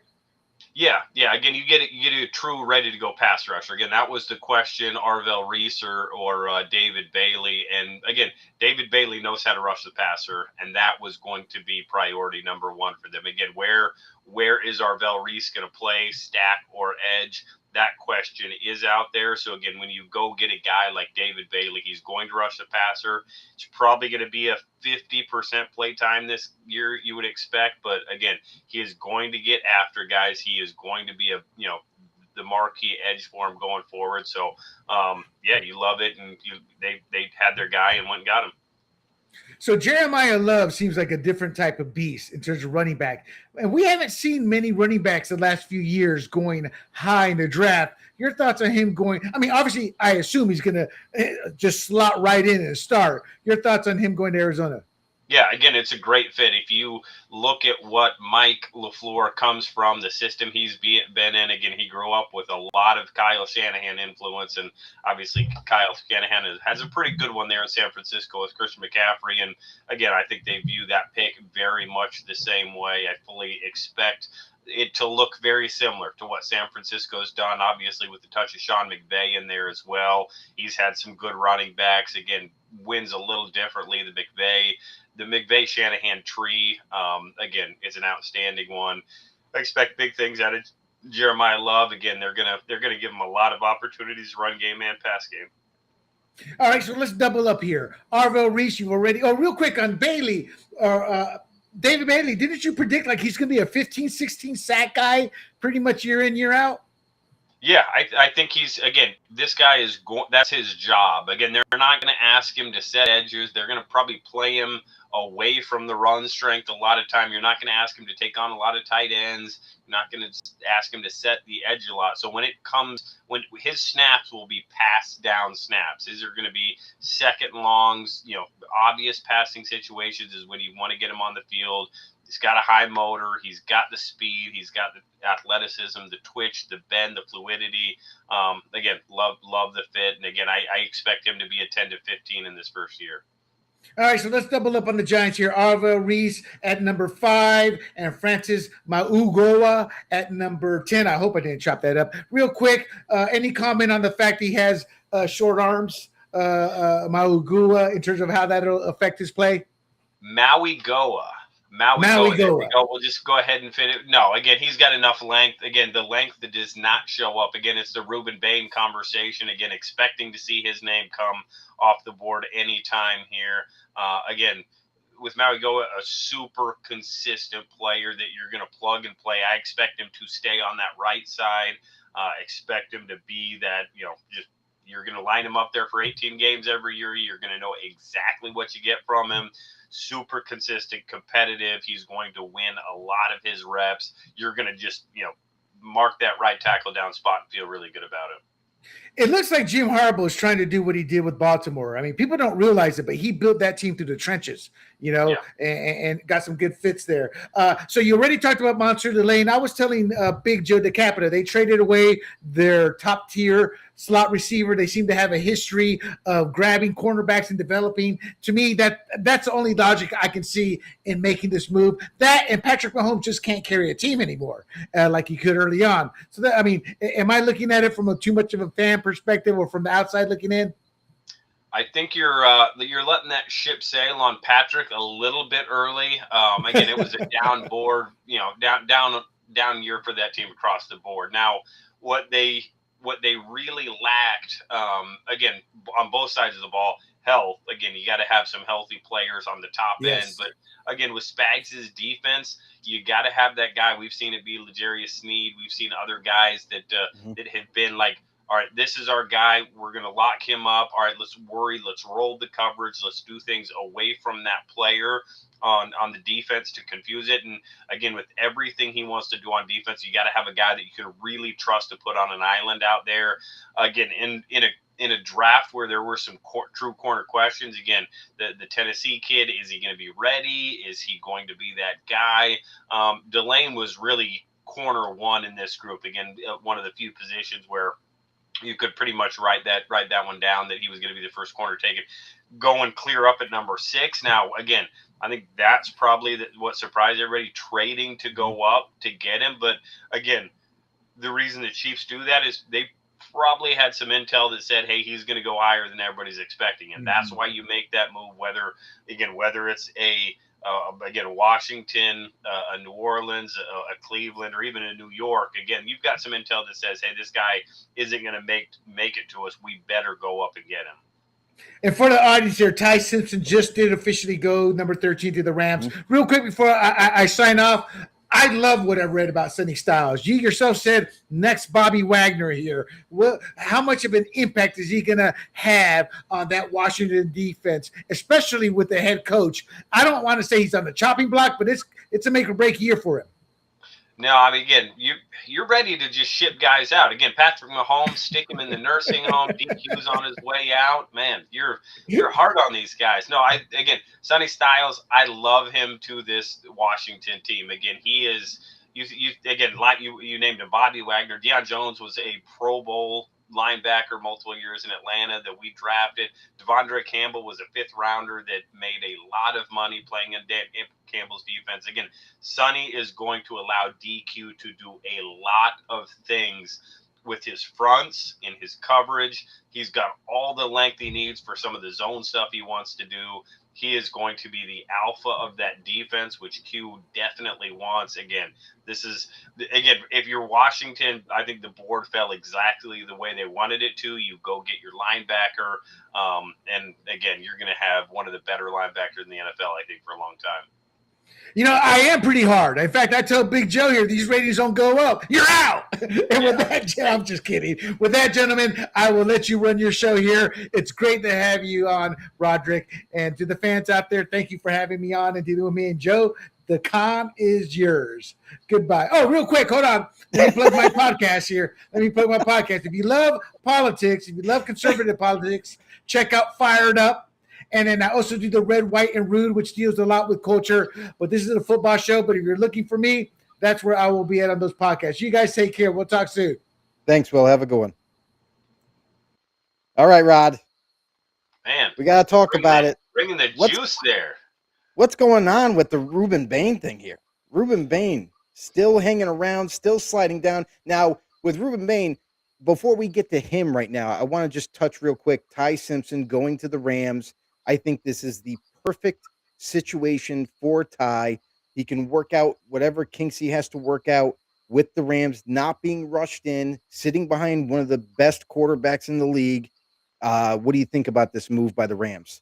Yeah, again, this earlier than everybody expected, right? Again, going, yeah, I was talking, it was going to be, the Cardinals at 3 was going to be too high. Do the Cardinals jump back into the first? Do they take them beginning of the second? That was kind of where it was going to be. I wasn't going to be surprised if we were a 1 quarterback first round here. But again, you nailed it. Again, getting there, working behind Matt Stafford, working under Sean McVay. Now, again, Les Snead better have, Sean McVay saying, hey, yeah, I'm committed for, the next number of years with this pick because, again, there's been plenty of talk. Sean McVay off seasons. Is he done? Is he moving on? Again, the fire must be burning real hot to make this pick because, again, this is a guy that Sean McVay certainly feels that he is going to be able to mold, develop. Again, not going to get a lot of game reps with Matt Stafford, though. Again, if you're putting up a lot of points, maybe get some second half time. Again, I think we'll see some Ty Simpson at some point this year. But again, the opportunity to go there, work in that offense, sit where he's going to behind Stafford, learn under Sean McVay and the coaching staff they have there. Again, it's an outstanding fit. Yeah, I mean, this is awesome. And it's funny. Now we get to where the Ravens, oh my God, they must have hit the lottery on this by getting Vega Ioane for the Baltimore Ravens, selecting him at 14th overall. Wow. I got to say, he's one of my favorite offensive linemen, whether it be guard or tackle. I kind of had him as my number 1 overall lineman. I didn't see too many flaws in his game. What do you make of with the Ravens? Is this just kind of them just capitalizing on yet another stellar draft in the beginning of it? Yeah, again, the Ravens are always going to make good picks. This is, again, on Ione, this is, to me, what I saw was a gap scheme guard. I think that's where he's going to be. The surprise for me here is I had heard some rumblings that the Ravens, who have traditionally been one of the more gap-heavy teams, were going to get a little bit more zone into their offense, which surprised me when I heard it. And then I turn around and see this pick, and I'm like, okay, I guess that's not where it's headed. Because, again, gap scheme, big man, this guy can get downhill. This guy can move people. Again, that's been something that's kind of been a calling card of their offense is, hey, we're going to have bigger guys. We're going to play in the trenches, bully ball, physical. Obviously, you got Derrick Henry running behind him. Man, you feel really good about running behind either of your guards now. Again, eating up those ugly yards, winning that division in December. Again, very good. Again, one of these players where, again, not always going to be sexy, but it's going to be super consistent. It's going to be super gritty, tough, physical. And that's, again, that really fits the Ravens. I don't think the Ravens are changing, even though the guy in charge at head coach is a new one. Yeah, exactly. And then we get to the Buccaneers, Tampa Bay Buccaneers. I gotta say, this is what we just mentioned his name, and then all of a sudden, here he goes to yet again another situation where I think Tampa Bay was praying that this would happen, but sure enough, it did. Tampa Bay gets their edge rusher and Ruben Bain Jr. going to Tampa. Yeah, again, it's good teams. Good teams will sit and be patient and let guys, again, the way the first round is going to fall. Again, I am sure Jason Light and crew, Todd Bowles down there, is it, hey, is this realistic? Yeah, it's realistic. Unlikely? I don't know. Again, the fact that Fano goes where he does, the fact that Caden Proctor goes top 15, the fact that Allen goes top 15, the fact that Simpson, Delane, like all these guys that were mocked right around 15, that again, everybody, again, the consensus on these guys, the public consensus was that, again, there were going to be a bunch of these guys that, hey, could go between 10 and 20 and not going to surprise you. The fact that Bain falls to 15, you're going to get a good player there. And again, perhaps it's the exact guy they were hoping. Again, obviously comfortable with everything off the field that Ruben Bain has done. Very comfortable with, the arm length. Again, the production you put on the film. I think they're that draft room has to be ecstatic right now. They gotta be. I mean, Ruben Bain, and I had honestly initially I had concerns with the arm length and everything, but then when you really start to watch him play, and it doesn't matter what the arm length of the tackle he went up against, he just finds ways to get home. He has tremendous power, and I love the fact that he utilizes their levers against them. He throws them off, displaces them, and ends up running right around them or through them even. But I like Ruben Bain a lot, and Tampa Bay, man, I can't believe he went all the way down to 15. But this is why we watch the draft, because you never know what's going to happen. Now we're coming up on the Jets with the 16th pick here. The New York Jets, they go David Bailey with the 2nd overall pick. What do you view the Jets, how they're going to attack with the 16th pick here? What do you think they're going to go with? Yeah, this is an interesting one because I think there was a scenario where you're thinking, again, either Jordan Tyson, Carnell Tate, even, again, you're sitting there hoping one of those guys could be in this group. Again, if you start talking about pairing guys with Garrett Wilson there, again, you need some offensive firepower. Who your quarterback is, again, that's perhaps they're playing for next year. They're going to see how it all plays out. But you go get a Big X. You go get a Denzel Boston type to again kind of pair, and you start talking about fitting that wide receiver room. You don't necessarily want a bunch of Garrett Wilson because they have different skill sets. Is it Denzel Boston the right guy here? Do you perhaps look at Kenyon Sadiq? Get another big time tight end here. Again, there's a number. Unfortunately, when you're not a great team, there's a number of ways you could go and be right, and that's they're certainly in a situation here. Again, that is the corner from Tennessee, Jamon McCoy. Is he in play? Again, they pull the card on anybody here. I'm not going to be surprised. But again, I start thinking about that wide receiver room, and you want to upgrade that. Adding an offensive weapon would be key at this point. Like you mentioned, they got Garrett Wilson, but man, they really need to continue to build on that side of the ball with weapons. And honestly, you hit the nail on the head, my friend. The pick is going to be tight end Kenyon Sadiq from Oregon, a guy who I'm an extreme big fan of him after starting to watch just how he moves athletically is ridiculous. It doesn't even make any sense at all. A guy his size and as chiseled as he is, running a 4.40. Are you kidding me? This guy, you could put him as a slot receiver.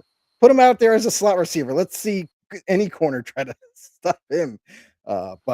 Man, I think great selection, offensive side of the ball. Just like you mentioned, you did mention his name, so you called it, my friend.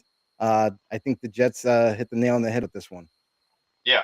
And again, we saw him line up at Oregon in the slot a lot. Again, they had two really good tight ends out there in Eugene. And again, Sadiq you're going to be able to do a lot with him. And again, when you think about versatile offenses that are going to find different ways week in to week out, you find a guy that's going to be able to make plays, whether, again, as a blocker, which he's got plenty of grit, toughness, knows how to play with his hands. He's got that edge to him.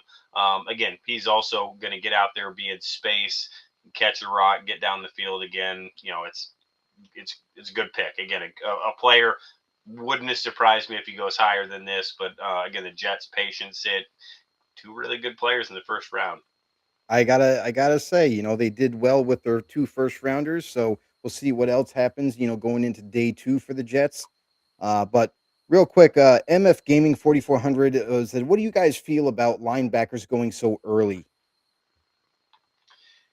Yeah, I mean you're talking Arvell Reese at 5 and Sonny Styles at 7. Again, Arvell Reese, what's he going to play for the Giants? Again, with the way that defense is constructed, I expect him to actually be more of a stack linebacker there that they utilize in some of their more cheetah packages, more their, again, 3rd and long, known passing situations. Again, a stack linebacker that, again, I've said it all along, probably the best pure traits in this class. When you talk height, weight, speed, athleticism, twitch, again, this guy, there's not a lot he can't do finding the right spot for him. So again, you get him a player like that at 5, you have a vision for him, which John Harbaugh is going to have a vision for this player, bringing him to this team. Again, it's not surprising. And then again, Sonny Styles, again, he is ready to go. We haven't seen guys with these kinds of traits real often. When they do, they go up this high. Again, we may not see another one now till round 3. Who knows? But again, 2 of the higher pure trait guys in this draft coming off the board in the top 10 doesn't surprise me. And they're going to be linebackers, but they're football players. Absolutely, and you said it, football players. Not only are they just football players, but with those elite traits, it makes them so special. And that's really what you want when you're picking in the top 10. You want a special type of player, a guy who's going to be a difference maker for you, whether it be linebacker, corner, wide receiver, quarterback, whatever. And that's what some of these teams have gotten. I'm really kind of I'm a little surprised though, honestly, that Sonny Styles didn't get selected by the Giants at 5. I was a little surprised. I thought that might be a good target area where he would go. And Caleb Downs to me went a little bit lower than I anticipated. And the Cowboys kind of jumped the opportunity by swapping picks with the Dolphins to trade up one spot and getting Caleb Downs. What do you make of that move from Dallas? Is this a player that is too good to pass up for them, that they were like, hey, let's just go up and get him now? Yeah, again, I think this Dallas one, there was a lot of smoke about Dallas wanting to go up and get Sonny Styles. And again, they may have been, again, that phone calls may have been happening. But again, the price tag was just too high for him to go get him. Again, some of these teams, you're probably talking the Titans at 4. Hey, no, we've got to go get our receiver. We're not going to move back. Like obviously the Chiefs went up to 6, and then Washington wasn't going to get off that one. Again, hard to, when you talk a couple of these teams in division, man, the division price tag goes up a little bit. So again, it just becomes too rich for the Cowboys to move up. But again, you're patient. You like Caleb Downs. Again, this was a spot that I thought Reuben Bain might come off the board. Again, at 5, the Giants were really connected to Caleb Downs with everything that they had been doing. So again, you've got good teams being patient, and a team in Dallas that hasn't always been patient. And is willing to move and shake to move up in the draft, sitting there and getting Caleb Downs, who again, there were a lot of people that had him as maybe the 2nd or 3rd best player overall in this draft. So again, credit to Dallas to just letting him fall to him. Yeah, and we got the Detroit Lions on the clock. I kind of really look for them to rebuilding this offensive line. It seems like maybe the better target would be offensive tackle at this point. For the Lions here, do you view it the same way? Are they going to attack offensive tackle or offensive line that way? Yeah, I think you certainly could see it again. I wouldn't be surprised if the Lions are getting some phone calls here. Again, they are again, they don't mind the analytics approach. Brad Holmes does a great job there. Again, do you think about a Monroe Freeling, the Georgia kid? Again, is he going to grow into our Taylor Decker on the left side? Do you go with more of one of those big guys on the inside? Again, I think there's a lot in play for this team here as they're sitting here, and again, nothing. When you start getting down here, again, what teams value in terms of what they want to do differently in 26 than they were in 25. Again, what little tweaks? What do we need to be able to do what we want to? That's the hardest part about trying to mock, trying to project, trying to do any of this stuff, is we don't know what the plans are for 26, and even if a lot of that coaching staff is the same, even just changes in philosophy and changes in the way you want to attack can certainly affect your draft board. Absolutely. And here we have the pick from the Detroit Lions. It is none other than offensive tackle Blake Miller from Clemson going to Detroit. Definitely thought it was going to be an offensive lineman. I think they need to continue to rebuild that O line after losing a couple guys. Uh, what do you make of Blake Miller? Do you think this is too early for him? Do you think this is right about where he should go? This is real early for me, so I have 2 questions on this one. Okay. One, it's very early for me. 2 is this guy to me is a right tackle. Now, Yeah, again, maybe they finally pull the trigger. Maybe they say we have to move Penei Sewell over to the left side. And I again, think that's what they're going to do. I think you almost have to at this point. Now you're taking arguably the best right tackle in the Yeah. NFL and saying, hey, we want you to be, learn a new position. Again, I've talked Hmm. about it. Left tackle, right tackle. Oh, yeah, they're both tackles. There is a lot of differences in playing left tackle and right tackle. And again, I believe Yeah. Penei can get it done. The fact that he hadn't to this point, again, says a lot about Taylor Decker. Again, Hmm. Blake Fisher to me is, again, I was more in the 3rd round on this kid. I think he's got some Yeah. real limitations from an athletic standpoint. He's very experienced. He's going to show up to play, but I did not view this guy as I think this is a guy that you live with as a starter. He's a solid starter. I don't think this is going to be a one that just really Lions fans are going to love. Yeah.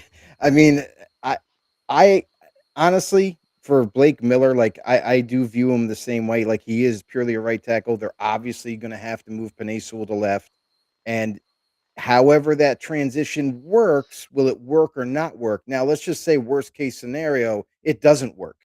He's struggling on the left side. Now Detroit's kind of handcuffed and saying, well, we drafted Blake Miller to be our starting right tackle, but now we've messed around too much to where we've hindered Penei Sewell. Now it's a mess. Now it's like, do you move Penei Sewell back to right tackle, and then Blake Miller just becomes a glorified backup, or it's almost like a logjam in a certain view. Yeah, and again, you start going down that path, and you don't want to spend too much time on it. But again, Hmm. did they draft? I was going to look up their depth chart real quick. Yeah. Is Blake Miller a guard for them? Do they love him as a guard? Is that going to be a conversation again? Mm, Blake Miller's been a tackle. He's played a ton of games, right. 54 games. Um, over 3,700 snaps there at Clemson. Again, everything says this guy is going to be plug and play, ready to go. Maybe they view this guy as a Taylor Decker replacement, where it's not going to be sexy. It's not going to be top end of the NFL, but he's going to be consistent and solid. Um, Again, there's a lot remaining to be seen on this one. It'll be very interesting to see where these guys, Penei and Blake, line up. Come mandatory mini camp in June, and there'll be plenty of stories written between now and then about where they will end up. Yeah, I gotta say, with the NFL moving, shrinking the time slot to 8 minutes a pick, this draft is really kind of humming along. It's It's like flying by. as soon as we talk about one pick, another pick is just about already selected, and that's where we're at with the Minnesota Vikings. Before we get to the pick, I want your thoughts on Minnesota. I know there was a lot of talk around maybe drafting a safety at this point. I know from an outsider's perspective looking in, and maybe people were saying that they were going to target Dylan Thieneman in the first round, but with the Minnesota Vikings, they could go a different direction.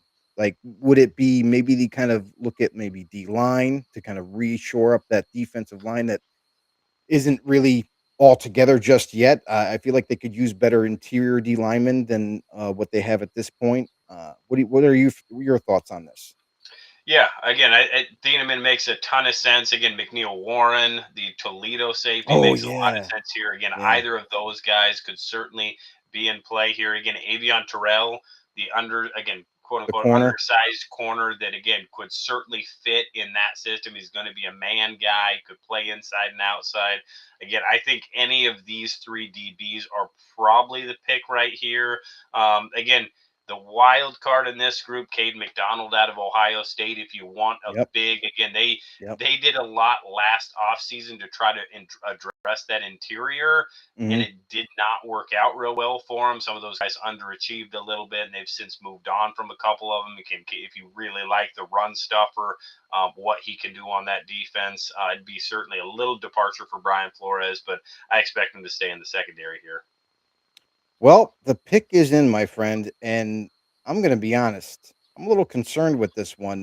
It is a defensive tackle, but it is Caleb Banks from Florida that they selected in the first round.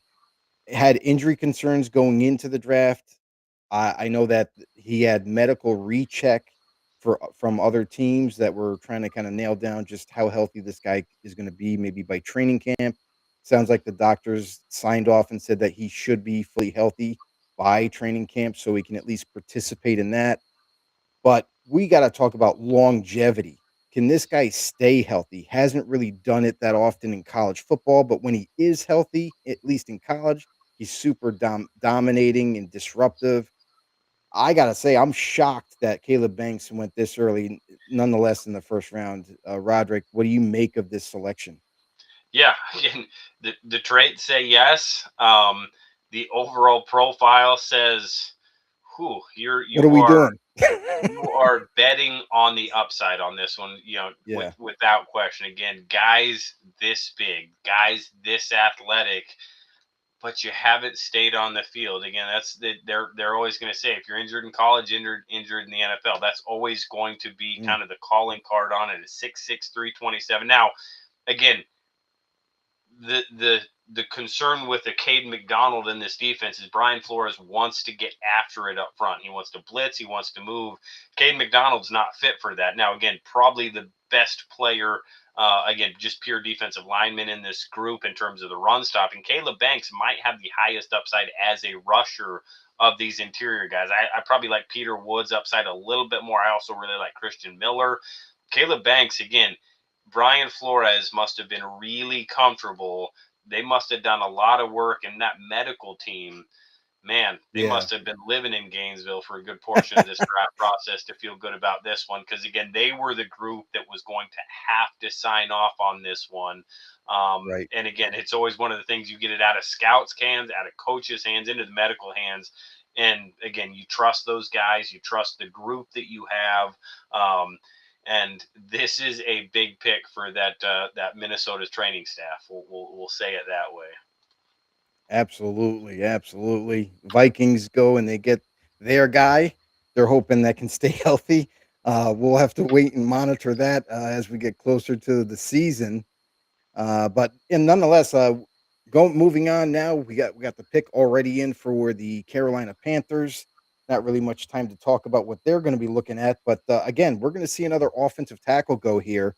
And I know a lot of people were high on this guy coming out of Georgia. Monroe Freeling ends up going to the Panthers, further shoring up that young already. That team is so young already, and now they continue that trend with Monroe Freeling.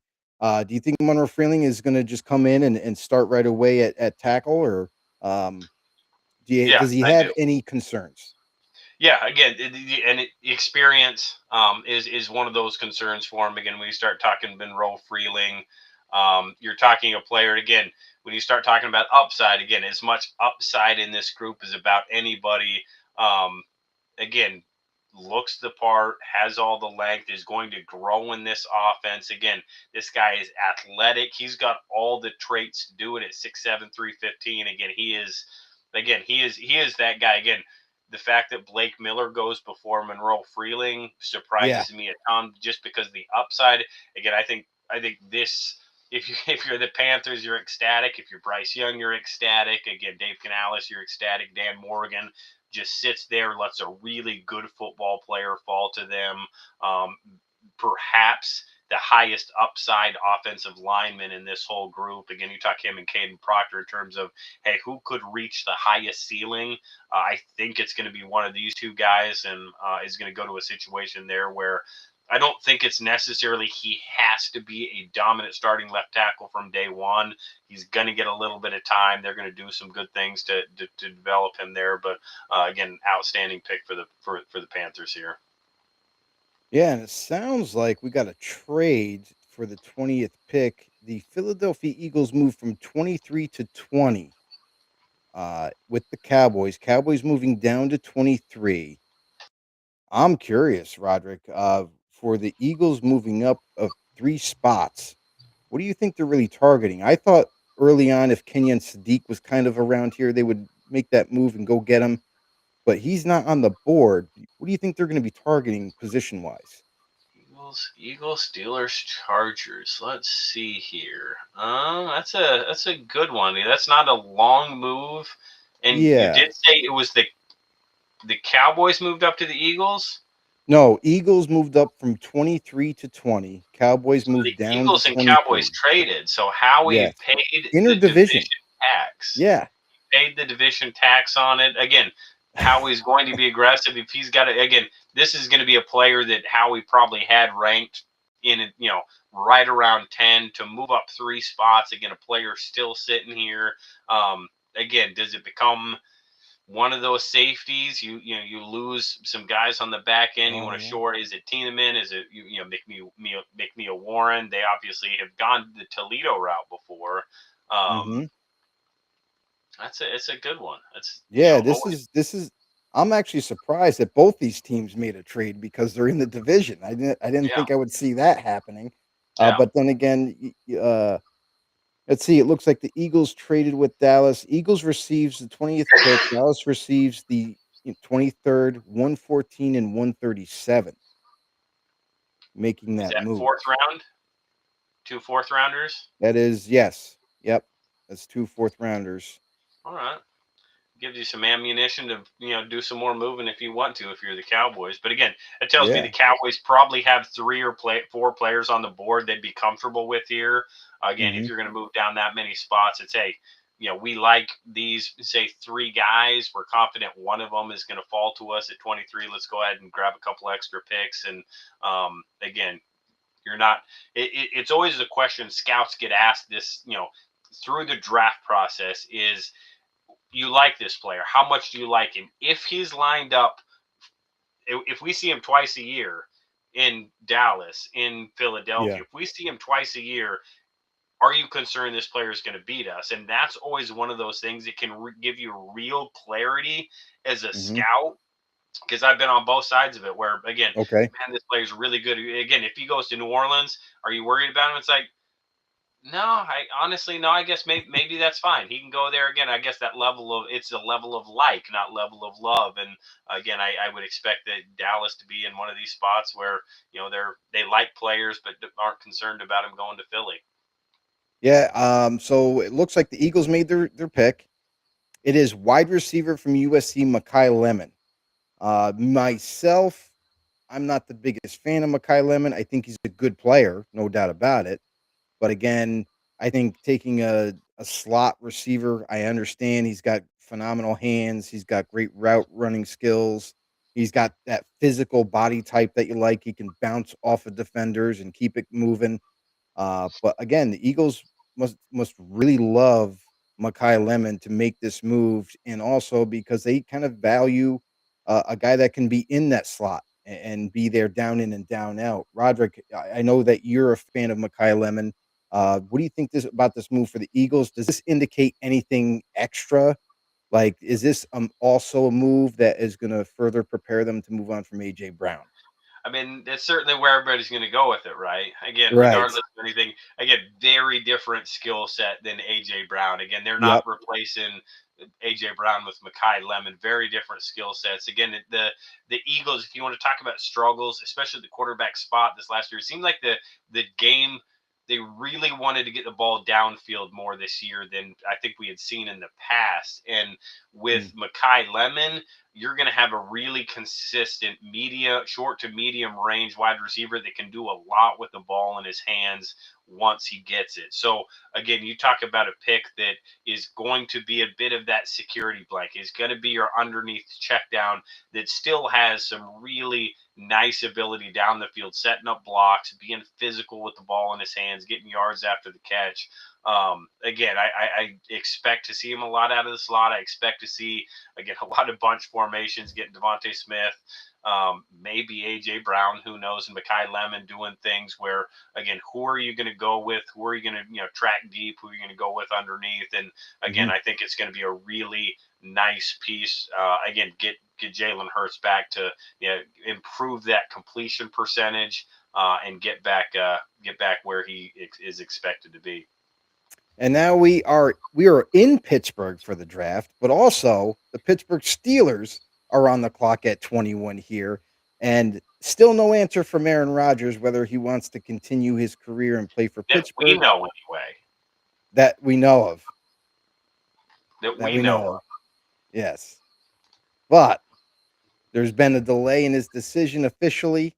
So I'm curious to see what Pittsburgh does here. I don't think it's going to be for a quarterback, even if Rodgers decided not to partake. And obviously, with both Ty Simpson and Fernando gone, there's really no reason to take a quarterback here in the first round. So for the Steelers here, now there is some issues at left tackle for them. I know their tackle has a neck issue, and they're monitoring if he can come back healthy enough to play.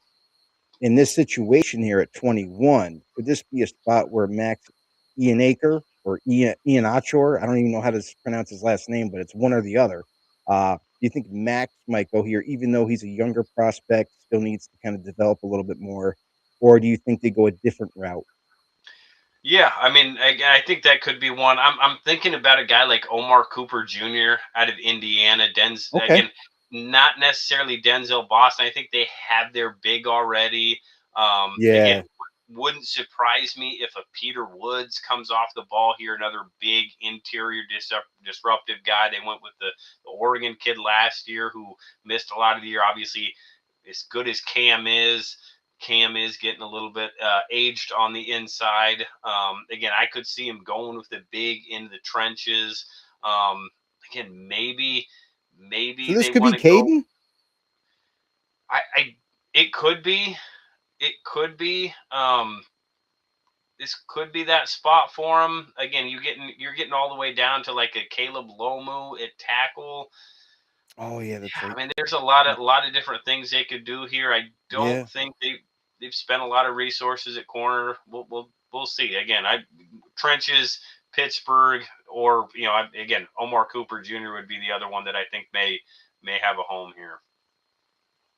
Excellent. Yeah, and that's the other thing too, is with the way this draft has gone. This is why I love watching the draft, pay attention to these prospects, because it's very intriguing to see on draft day where NFL teams really do place them. How much do they love a guy? Is it a guy that outsiders are just looking at and saying, wow, this guy's got a tremendous physical attributes, he's definitely going to go high, but ends up not. So now we're seeing a guy like Makai Lemon, who initially a lot of people thought was going to be higher, and it just didn't happen. But here we are at 21 with the Pittsburgh Steelers, and we have yet another special guest that has just arrived. Let's bring him in here. If I can get down here and select him.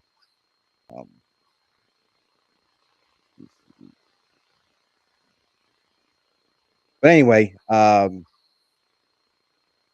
see. And the anticipation is killing me. I know. I got too many windows opened here. But anyway, the way this draft has gone, it's been going flying right by. And let's bring him in right here. There he is. Mr.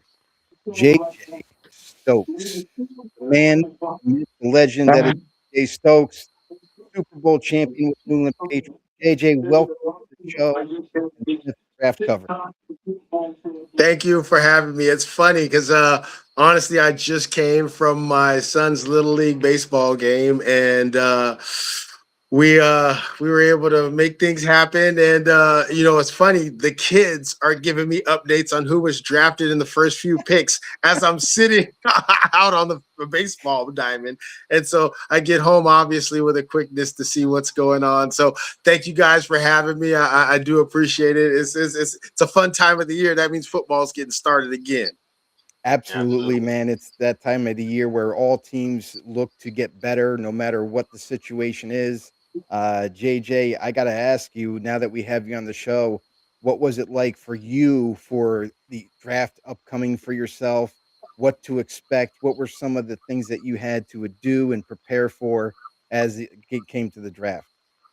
The draft was actually kind of tricky for me because the things that happened with me were I remember working out for Green Bay, for Kansas City, supposed to fly to Philadelphia and New York, and that not working out. But I know that they're highly interested. So I was truly interested in playing for whoever wanted me. At no point did I get an indicator that San Francisco was going to do what they did at that particular time. So it was exciting, man. I'm a football lover. Grew up. I have 3 older brothers, all of whom played Pop Warner football, high school football, and one in college and one tried out with when they had the USFL. So football has been my life. And so, it was truly fun to see where I was going to end up, but give my heart to that city. And it turned out it was San Francisco, and that's what happened. Excellent. Love it. We are on the clock with the Pittsburgh Steelers right now. The Steelers have selected it. I got it right, Rod. I got it right. Offensive tackle Max Ianichur is going to the Pittsburgh Steelers. A kid that I highly value. He's super young, 20 years old. There's a lot to like with him in terms of being able to be moldable. It's still early on in his career, obviously, just having basically 3 years of college football to get prepared for the draft. But kid coming from Nigeria is great story, great kid. I can't wait to see him in the NFL, and I hope he develops to be an all-pro. Rodrik, how do you view Max Ianichur? Yeah, no, again, you nailed it again. Ton of upside with this pick again. For him being young, for being a little bit inexperienced in a lot of ways, again, his game was pretty consistent. And again, that's what you like to see with a lot of these young guys coming through is the consistency of tape. He's going to be expected to play early on and again needs to be consistent. I'm expecting him to have a pretty hard guy there behind center to keep happy, and he's going to hear about it when things aren't right. But a guy that he has really risen to every occasion, every opportunity he had. So good pick, not just a pick for this year for the Steelers, but one that Steelers make good picks for the future pretty regularly. So I think that's one of those. Yeah, JJ, you got to feel pretty good. Every time you had a good offensive lineman blocking for your quarterback, so then you'd be able to get the ball once in a while, right? Fighting between Jerry Rice and T.O., that was hard times, man. You know what I'm talking about? That was hard times. But yeah, we were all fighting for it. But let me just say this. When we had offensive lines, that's the foundation of every team. Offensive line first because you need to score points. Defensive line also because you need to put pressure on the running game and pressurize that quarterback. So those are the foundations of every team. It's not the sexy pick. Sometimes it is. I remember a time when before I got there, Tony Manders, that was a sexy pick for Green Bay back in the day. But you don't really find linemen as being that sexy, but there are some sexy picks at linemen. It's rare, but that's the foundation of every team. So you understand that without them, nothing else happens. They do the dirty work. They're the grunt. And they have. if you align offensively with the offensive linemen, sometimes when you're getting handed to you, those linemen will come help you out and set those DBs or those safeties straight when they try to take those cheap shots. So I've always befriended the line because I knew that's where our bread was buttered. Absolutely. Max, Ian Aker. I'm still trying to figure out which way to say it. But again, really good kid. I mean, 6'6", length. You're looking at 220. I like this kid. He was one of my favorite offensive linemen, and I kind of crossed my fingers a little bit for him to get to the second round, but I didn't think that was likely. And sure enough, he comes off the board at 21. Now on the clock will be number 22, the LA Chargers. LA Chargers could go a few different ways. Do you think they think there's a guard in this draft at this point where maybe it could be Emmanuel Pregnon, maybe it could be a Chase Basantis. For the Chargers here, I don't think they're going to go receiver. I think they love to build those trenches, or could it be a D tackle with like a Caden McDonald still around there? Rodrik, what are your thoughts?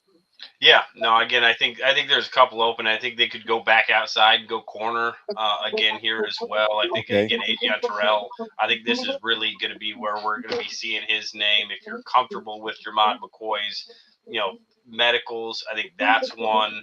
Again, I also think Keldrick Falk from Auburn could be in play here. Again, add another edge rusher. Obviously, again, they've just haven't been able to stay healthy there. Again, grab another young piece.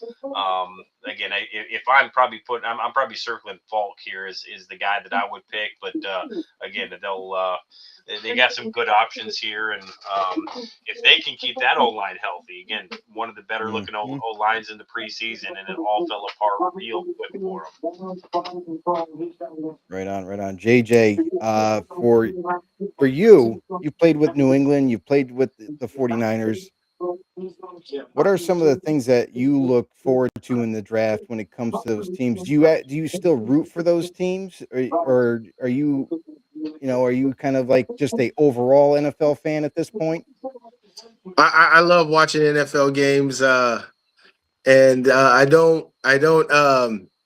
I would wake up early, get everything done. Now, I usually get things done the day before so that I don't have any honeydews. The thing that I can't avoid is my kids' games, whether it's soccer, basketball, baseball, and even flag football comes on Sundays. So it's my time gets taken. So I have to record everything that comes on, come back and watch it.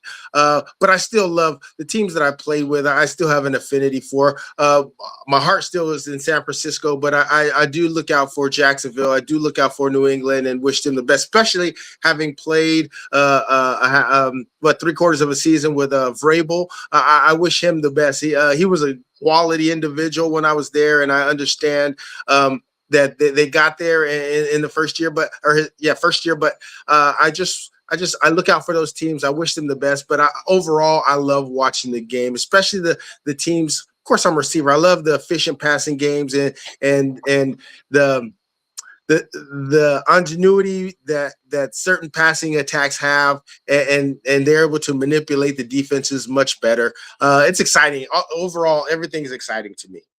So every year, JJ, do you root for more and more receivers to be drafted every year in the first round, or are you just like, whatever happens, happens? I love for receivers to get drafted, but I don't root for them to be drafted. The ones that are putting the work in and able to be drafted, it's a blessing. But that's just the start of everything. Let's just be honest with it. A lot of guys get there and they say, "Oh, I've made it here." No. That is just the start. You're at 20, 21, 22, 23 years old. I mean, I'm a Martin guy, still wet behind the ear. Those kind of guys, they still have a lot of growing up to do. Thankfully, for me, I went to a veteran team that showed me how it was done. Didn't step out of line. But when you have a younger team, you kind of grow together. It just depends. What's the fit for that particular receiver? And if you go to a great fit for you as a receiver, I mean, you have a tendency to thrive. Right. We got the pick in for the LA Chargers. It is a defensive end, Rodrik, but it is not Falk. It is Akeem Mesidor from Miami, a guy that had age concerns coming in. And I want to ask both of you. I'll start with you, Rodrik. For Mesidor being 25 years old, being drafted in the first round, the talent is there. You can see it. Guy's a beast of a defensive end. But with that age kind of coming into consideration, is this a bigger deal than people let on because it's basically his rookie contract before he gets to 30 years old? Or is this kind of just one of those overblown deals that people kind of like to talk about? Yeah, I think it's going to be two things. I think it is, again, like Ruben Bain's arm length. Again, it is a little bit overblown. 24 to 25 used to be, it was an automatic scouting flag. And really, it just came down to I need an answer on why this is going to be an older player going into the draft. Again, it was pretty well written why he's out there. I also think that age numbers about to go up in today's day and age of NIL. We're going to see players coming into the NFL at an older age. Not necessarily the first round. We're still going to get a lot of our underclassmen. We're still going to get a lot of, again, true third and fourth year players. But I think that average age of a draftable player is going to go up because guys are staying in college and making good money. And again, I think this could just be kind of an acknowledgement of that. And hey, we're going to get at least 4 to 5 good years out of him. If we get a second contract, great. If not, hopefully he helps us win a bunch of games in the meantime. And again, a player that is ready to go, polished as a rusher, has a lot of good stuff to his game. And JJ, how do you feel about this whole age talk about these prospects, whether they be 24, 25, 26, whatever the case may be, coming into the NFL? Do you think that has any effect? Or again, do you agree with Rodrik that, age is just a number? And if you can play, you can play. The more I think about that, the more I understand that as an offense and defensive lineman, I think you have tremendous amount of opportunity to play several years, whether it's defensive end coming off the edge or interior line. But here's the thing, like when I look at the skill positions, because it's quickness, speed, agility, those things dwindle when you get older. I think you can get smarter as a defense and offensive lineman to still manipulate things so that you can be effective later on. And we've seen that throughout the years. So I just feel like at those positions, it makes sense to go there. If you're trying to win immediately and you draft an older skill position, I feel like you're expecting them to come in and make a huge impact because of their age and they're more mature than an average rookie coming in. But in the interior line, offense, defense, and even at quarterback, honestly, because they can play forever, I think those make sense to have somebody come in that's mature, that can step right in and be effective immediately. And as we're talking about the age gap and everything, now with the 23rd pick, the Cowboys traded with the Eagles, which was weird to me, interdivision trade. But now that they're picking 23rd overall, they go with defensive end Malachi Lawrence. Now, Rodrik, I know in our past conversations we talked about Malachi Lawrence and some of the things that he needs to continue to work on. Is this too rich of a pick here for the Cowboys? This is this is a pretty rich one for me. Again, this is a guy that I was well lower than him to say the least. Well lower like day on 3? him again. This one strikes me as is Al Davis picking for the Raiders again? Upside traits, flash. Man, again, not a bad player. I don't want to sit here and crush him. Right. He's a good player, but right. Man, in the first round to go and get this end when some of these other guys are on the board that, again, Keldrick Falk, love the upside, has a lot to work on, but man, there's a lot. There's Zion Young, again, a lot of the same stuff as Malachi Lawrence. We just saw it a little bit more consistently. Gabe Jacques, Illinois, we talked about him. Again, even Cassius Howell out of A&M, but wow. This again, if you want to see it, it's hard to surprise me with first round picks. Yeah, this one may be the one this year. Yep. So, can I just say something? Because ahead, when you look at Jerry Jones, mm-hmm.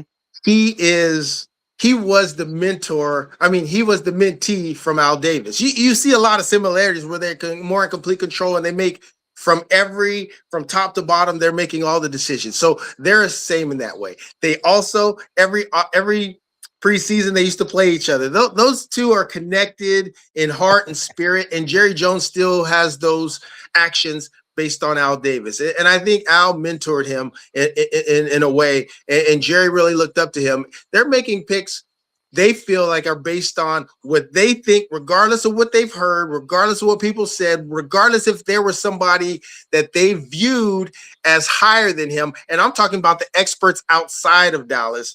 They don't look at that. Al Davis didn't look at that. They want who they want, and they live and die by that. And it's been 30 something years. So they haven't going out on a limb like that hasn't always worked for them, but they still continue to do it because that's the way he knows. Yeah. So what you're saying is, JJ, is that Jerry Jones is continuing to draft for Al Davis at this point, saying, "Don't worry, Al. I know you moved on, but I got you." No, he mimics him because Al goes on a limb and sometimes he would pick people and you'd be like, why did they make that pick? And it was, he loved him all along, regardless of what was said about him, regardless of what experts had him rated. It didn't matter to Al Davis. That's kind of this pick right here. It didn't matter what it didn't matter that people were rated higher than him, that they felt like there was better quality guys. He thinks that that's a perfect pick for him, and it fits their system, so they're going to do it regardless. They don't care what people think outside, and that pick shows that. Absolutely, couldn't agree with you more. With the Malachi Lawrence surprise, everyone, this is the NFL draft. We don't get to pick for every team. It's interesting, and now we get to the Cleveland Browns, who they had an earlier selection, and now they've moved it, or they have the 24th pick. And this I'm a little surprised about, Rodrik, I have to admit. But they select wide receiver Casey Concepcion from Texas A&M, the speedy receiver. They're going to have that speed on the outside for them, adding a wide receiver talent. With the 24th pick, and I know the guy has speed, but there are some things that he needs to continue to work on. Do you think this is too early for him in the first round, or do you think that the Browns, they know something we don't? Well, I got to ask JJ, what's the number one job of a wide receiver? Catch the ball and score the ball. Catch the ball. And again, if you want to ask the questions about Casey Concepcion, it's the drops. He had some easy drops, some drops that, again, hit him in the chest. He is better having to adjust to a football. He's going to struggle catching the slant. Again, the crosser at 5 yards, and he's got room to run. He's going to be thinking about that running lane. And again, that showed up on film. Again, I thought his traits were good. I was never as high on Concepcion's traits as a lot of other people were. Again, I didn't think he played quite as fast, quite as explosively as he tested. But again, always goes back to the hands for me. That's your number one job. And if he is a sufficient level hands guy, it is hard to improve those hands. You can either catch the rock or not. Again, this is probably about where most people thought he'd go. I had a lower grade on him. I thought this was more of a third-round wide receiver, a number 3, maybe step in as a number 2 for a week or two on your team. But again, the Browns go to get a guy for whoever ends up playing quarterback for him will have somebody that they can throw the ball at because he might not always catch it. JJ, you have a super fan in the chat. Said, "Yo, my man JJ. Which wide receiver playing today do you think will rival the likes of Jerry, T.O., Moss, Megatron, or Larry?" Wait. Let me just end that right now. None. I don't think, because 16 years, 14 for Moss and 20 for Jerry. There's some quality receivers out there that are doing spectacular things. And the longevity, I don't know. The numbers, you have to have a quarterback. They were fortunate to have all those things, and that's not likely to happen. Let me say that. But let me get back to Concepcion. The thing about him, when you talk about catching the ball, speed is definitely an asset. And I think what people are starting to do is think that they can work with somebody enough so that they catch the ball. And if you have them run particular routes not crossing routes, not quick routes, but routes down the field and out. They have time to adjust to the ball, but it's going to take a lot of work. A lot of these guys come in and you wonder how much work they've put in catching the ball. They run the routes. They're fast as lightning. But at the end of the day, that receivers coach has to spend time with him. He has to spend 20, 30, 40 an hour on the jugs before practice. He has to catch all the balls from the quarterbacks, get accustomed to that. He has to spend 20, 30 minutes after one-on-one receiving, catching the quarterback's balls. He has to dedicate himself because, like I said, it's just getting started right now. And if he's a person that you can't rely on, then it's a wasted pick. If he's a guy, especially in the first round where the expectation is so much higher than any other round, he has to now say, look, they've invested this in me. I got to go make sure I secure every catch thrown to me. I have the speed, but we're not always catching the ball down the field on post goes, post corners, deep outs. We have to use our speed to create separation in those shorter or intermediate routes. And I got to make sure the quarterback has enough confidence and trust in me that I'm going to make that play. So he has to take it upon himself. But at the same time, the receivers coach has a job to do and make sure he's prepared to catch every ball. And whether that's staying in after, before, during, getting extra work, that's where it needs to happen, especially as a rookie, because as a rookie, you get really excited during the course of the game. I've been there and I've dropped some passes as a rookie. I'm like, man, I've never in my life has this happened to me. But I think the excitement that you're in the NFL, it's a new situation and people are so excited and you just get overwhelmed. But what you have to do ultimately is calm down, relax, know that you played this game your whole life and just catch the ball. We've seen that with the Bengals receiver, him starting out in preseason, his rookie year, and now he's one of the highest paid receivers in the league. But he started out dropping the ball and they were on him because he just needed to settle down and play his game. And so I'd say that to this last pick also. Settle down, play the game, but get that extra work in because you have had drops that are unnatural.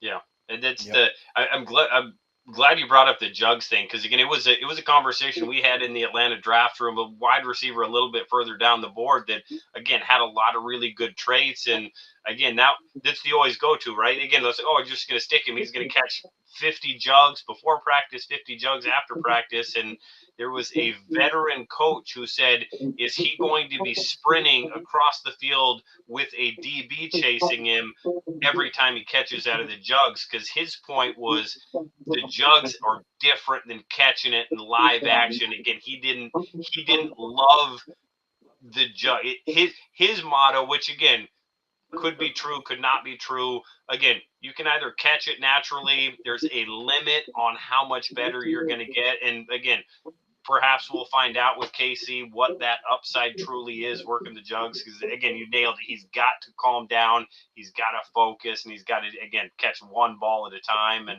he put out his big long letter about being the best player in the draft. And great, you've written a check. You better make sure you got money in the bank to cash it. Absolutely. And let me just add this. He brought an added dimension because he was in the punt return game. And that's another way that they can ease him into the mix. I don't know that they're going to do that being a first round, but you catch a few punts back there. I've been back there. Now you want to talk about lonely? You can catch a few punts and get settled in. And but ultimately, it boils down to you have to catch the ball, and you have a guy in Caleb Williams that's gonna get the ball there in a hurry. So your reaction time to his passes better be there, because if he doesn't have confidence in you and he lets that be known, then you're not going to touch the ball, and it's going to be a wasted pick. Absolutely. And JJ, I wanted to ask you this: if you had to pick one trait for a wide receiver that they had to be absolutely no doubt about it, had to be great at the NFL, what would it be? Because I know it's tough. You can't have them all. If you had to pick one.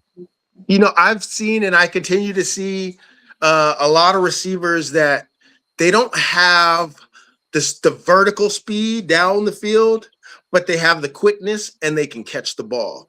And if you have quickness and can catch the ball, I think you can be a tremendous receiver in the right scenario, because I see some guys that they play the slot only, a lot of quickness, catch the ball.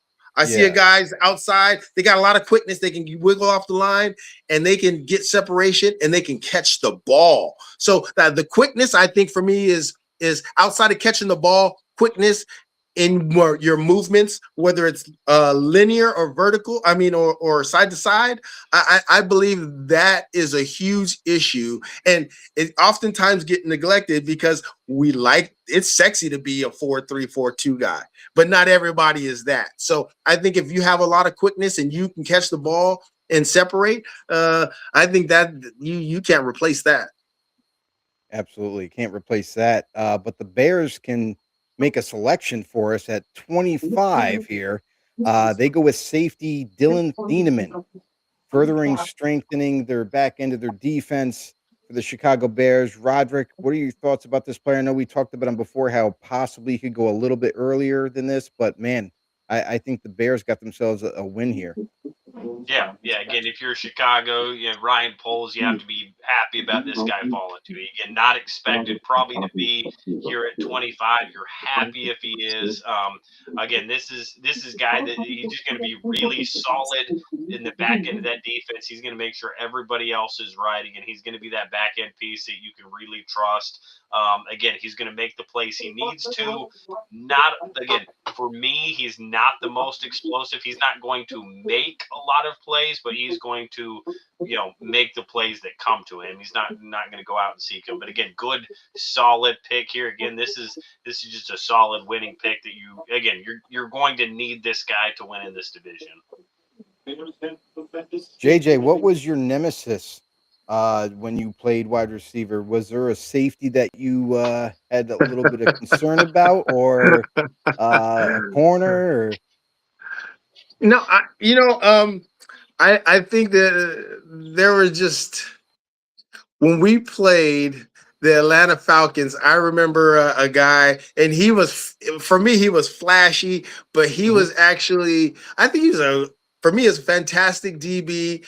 And he talked a lot. I think he got into it with Shannon Sharp back in the day. Ray Buchanan. Man, every time I faced him, I felt like I could get him off the line, but I would make a move whether I was breaking in or out. And he guessed. I say he's a great guesser. That's what I would say. Because no matter if I turned in and out and I'm looking back, he would be underneath me ready. But he was so much faster than I was. Like I said, I wasn't a speedy guy, but I just remember him being a guy that always read my movements really well, was able to make plays when I played against him. So, yeah, that would be a guy. Gotcha.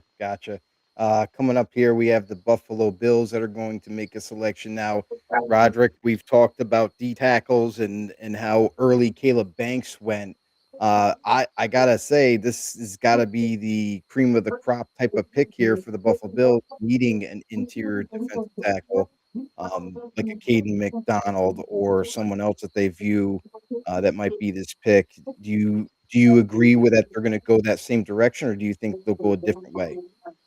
No, I think it's either interior or edge. Again, I think either of these spots are going to be prime for him. Again, whether it's a Caden McDonald, a Peter Woods. Again, I really like Kristen Miller. Again, you've got a bunch of edges here. You got, again, talked about Keldrick Fall, Cassius Howell.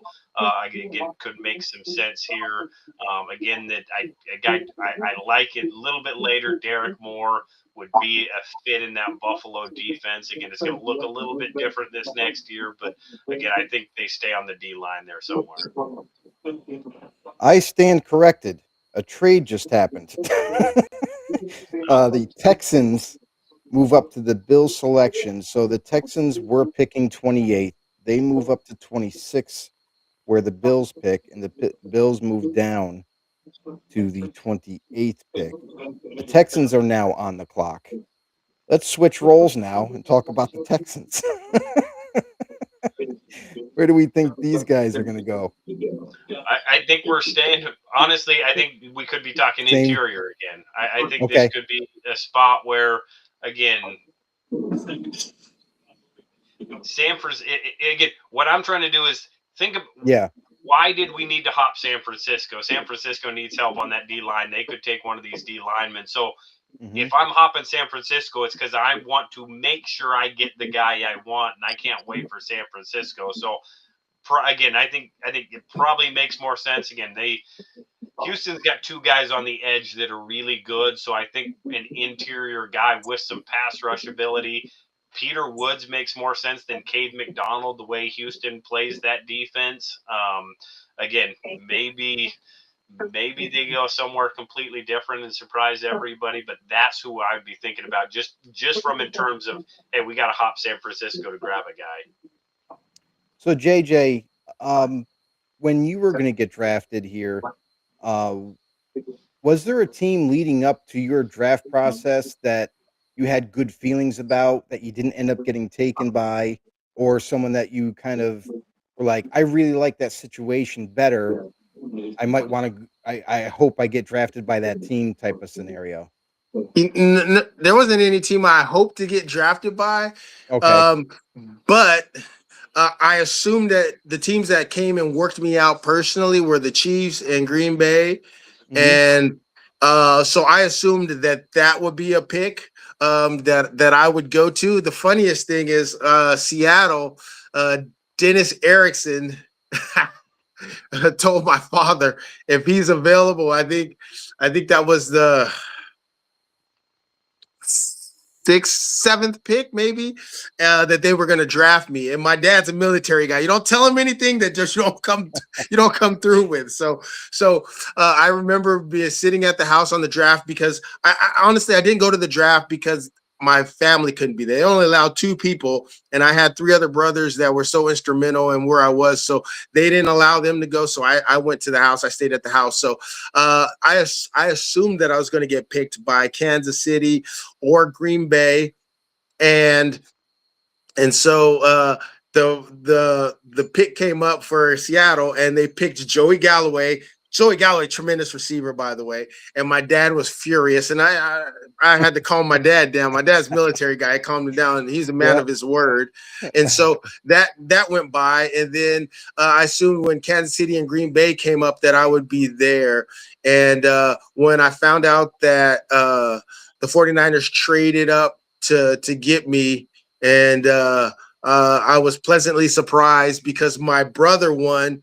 Him and his wife were up in the Bay Area. My brother from San Diego married a woman from the city of San Francisco, and so I got a chance to come to the Bay, but be still with family. So I thought that was a tremendous thing. But, watching Jerry and John Taylor run the show for all those years, I was excited to see that with Steve Young and the host of Niners that were already there. It was a blessing.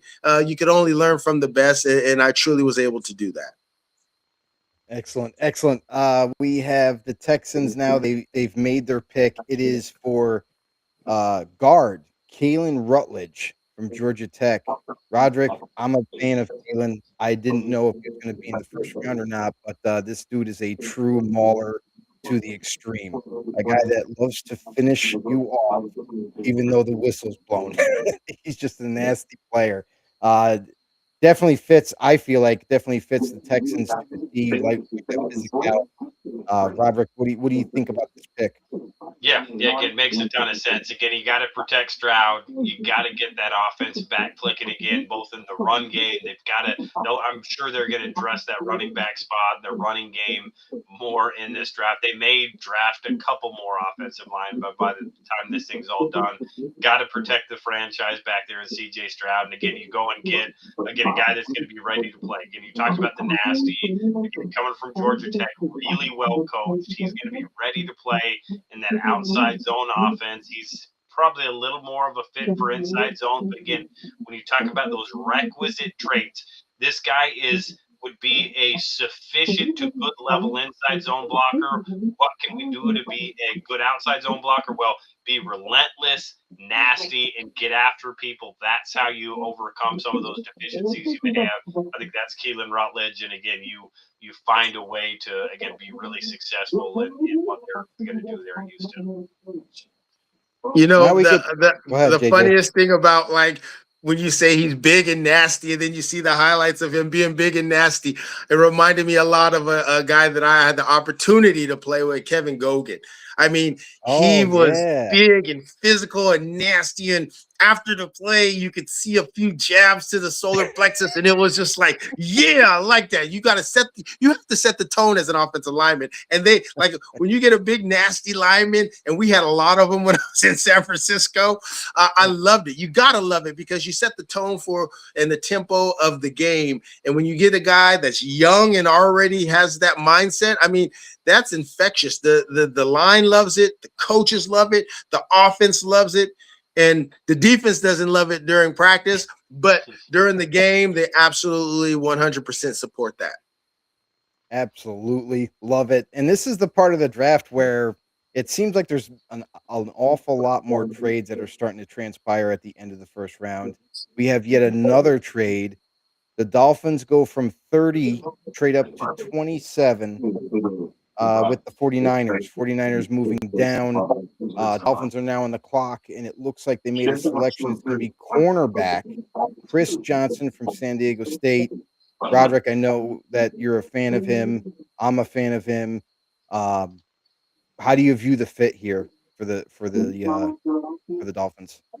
Yeah, again, a team that's they need starters at a lot of spots. This is a true if you want to talk about a multi-year rebuild, they have really torn this thing down to the studs. And again, this is about going and getting a player that that fifth-year option is big on this player because I think there's going to be some growing pains coming from a smaller conference at San Diego State. Again, his eyes will be opened up a little bit to what week in, week out, seeing NFL wide receivers, but he's got ball skills. Again, this guy is scheme versatile. Again, you can line him up in man, looks comfortable in zone. He's fluid. He's got the length. He's got the side speed, athleticism. Again, there's a lot of reasons why you just like this guy as a corner, and one of those ones that again probably flew under the radar a little bit, being an Aztec out of San Diego State. But man, there's a lot to like with this kid. Excellent. JJ, I got a question for you. So, when you played against various types of corners, who was the biggest trash talker that you had to face? Trash talking. I got Madison out of. He was with the Miami Dolphins. Matter of fact, they had a duo. Man, those guys they were just nonstop jibber jabber, and for me, I never really spoke unless you pissed me off, and then I would say something, but it was just direct, and but they had the skill, the technique. And they had a damn good defense, by the way, back then. So they knew that they were going to get to the quarterback with Taylor, and then they had Zach at the linebacking positions. They had Hall of Famers, and I honestly surprised that those guys they did a lot of talking, but they backed it up with their play, and I think they were a duo that both made Pro Bowls when I first got there. So they were tremendous with that, and did a lot of talking. I'm from San Diego, so I do know a little bit about San Diego State, and I got a chance to watch this kid, and he has good makeup speed. He has good technical skills when it comes to playing the cornerback. So I love seeing that, and I appreciate seeing that. One, because I'm from San Diego, but two, I remember when a small running back named Marshall Faulk came out of there, and everybody was like, "Who is this kid?" Until he exploded. You couldn't help but notice that on the scene, and had a chance to play against that too. But this kid does an excellent job, technically sound, and you're right. He's going to face top guys, so he's going to have to over prepare with film because his footwork and technique are there, but you have to understand and learn the receivers and what they like to do and the movements. And it's going to be that type of adjustment for him. But I think he's up for the challenge. And, when you come from a smaller school, as they say, you always feel like you have something to prove. So he's going to have something to prove. He's going to have that chip, and he's going to be ready to play. I'm excited for him. Excellent. Love it. You know what? We're going to keep the trend going. Why not? Because there's another trade. We got the Patriots moving up now to the 28th spot, and the Bills trading down to the 31st pick.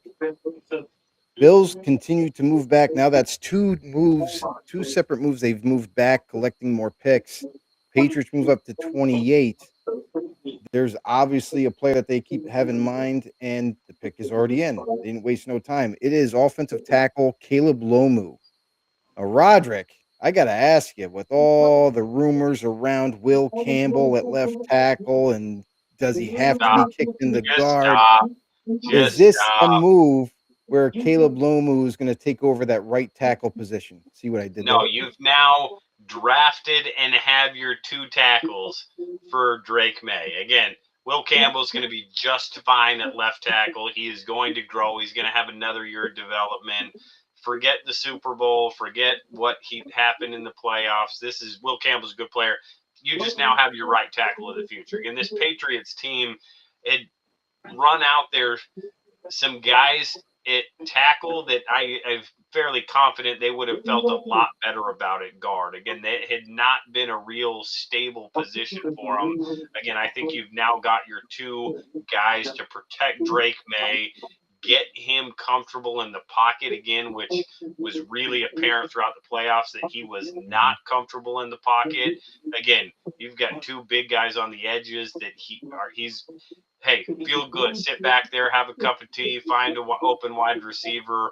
Again, that's this kind of pick that the Patriots are making here to really solidify that offensive line.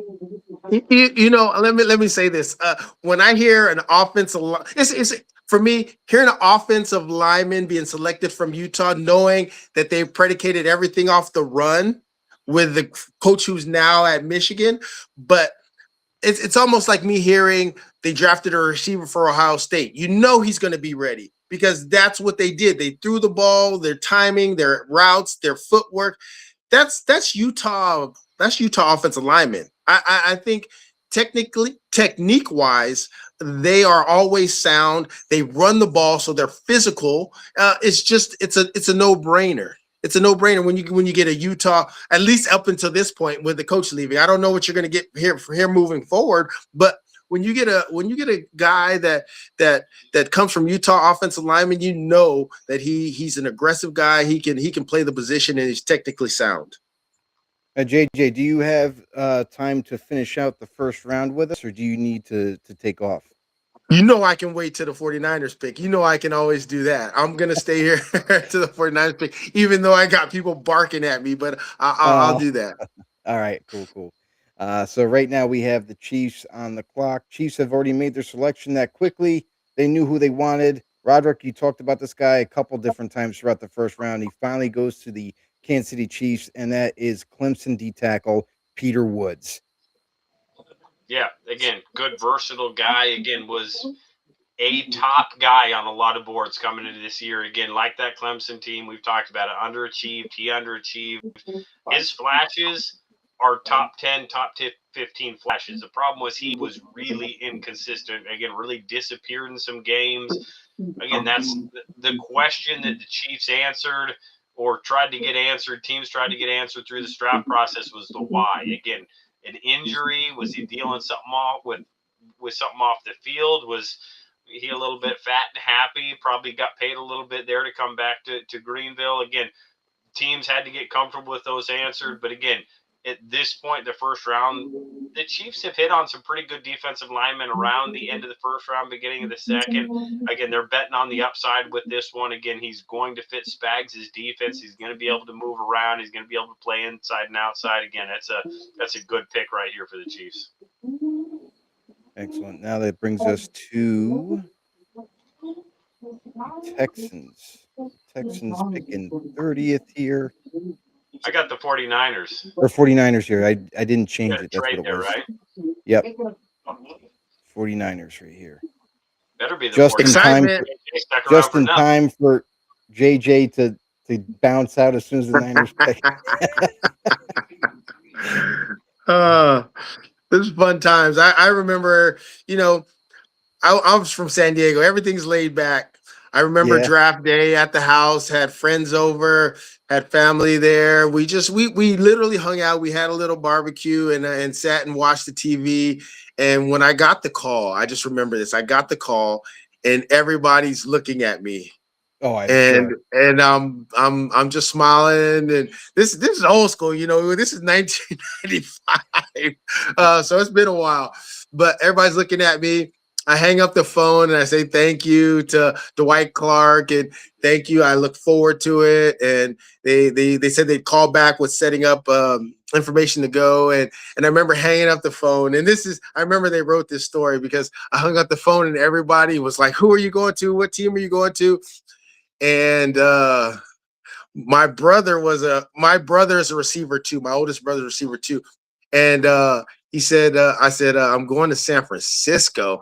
And he fell out because Jerry and Andre Rison were his two favorite receivers at the time. And so I was like, I'm going to San Francisco. And I just remember screaming. So everybody starts running at me. Like we're in the garage, like with the TV on, garage door open.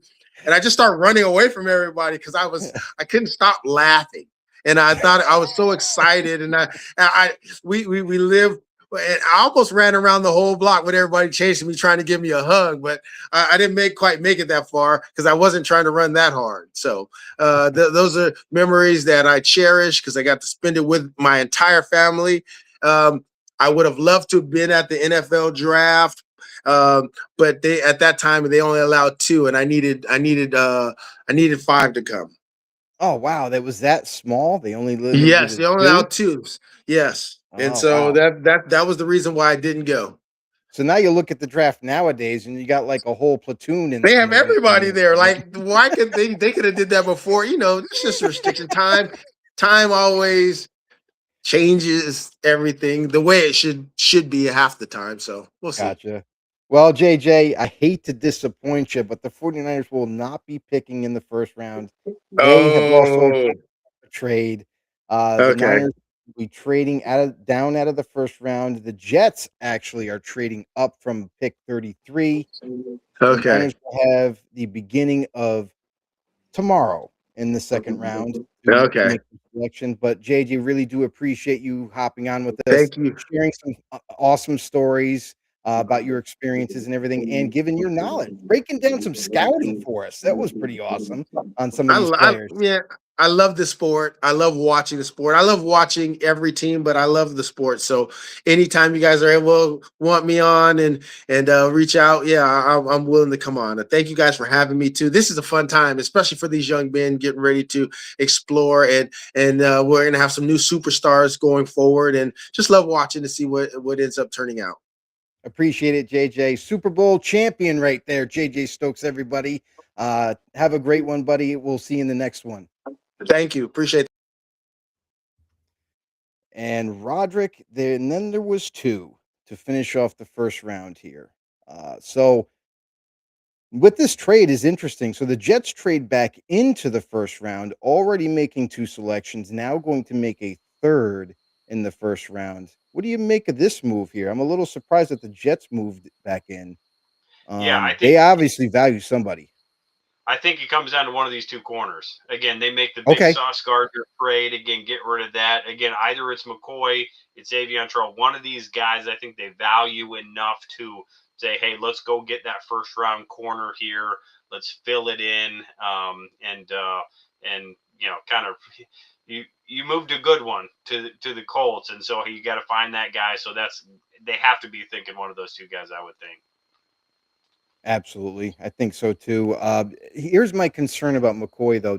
And obviously the medical is an issue that kind of populated up in the last 24 to 48 hours about will he need a second surgery? And it's not a concern about the ACL surgery that he just had.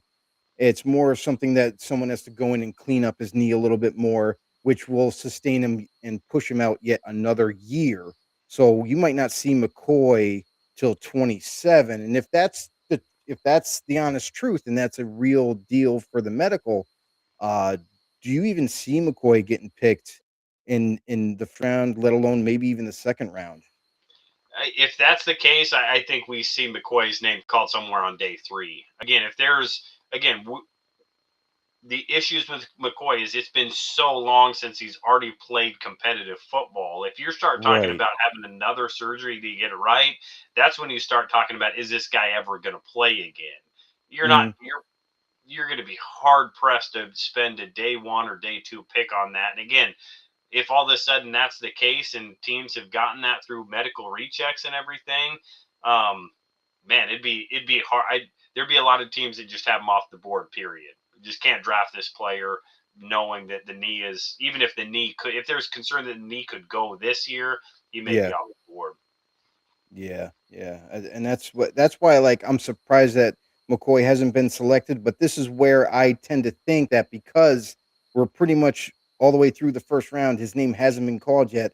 I think that this medical concern is a real deal thing. So who knows when we're going to see his name called? If we see it called, uh, I don't think it'll be on day 2 if that's the case, but the Jets made their pick. They already traded back into the first round. They trade and they get another wide receiver, actually. They go with wide receiver Omar Cooper Jr. out of Indiana, a guy who I really like.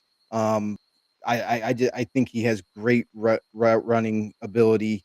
Obviously, the hands are there. We've seen some of the difficult catches that he's made. Rodrik, are you on board with Omar Cooper Jr. at this point?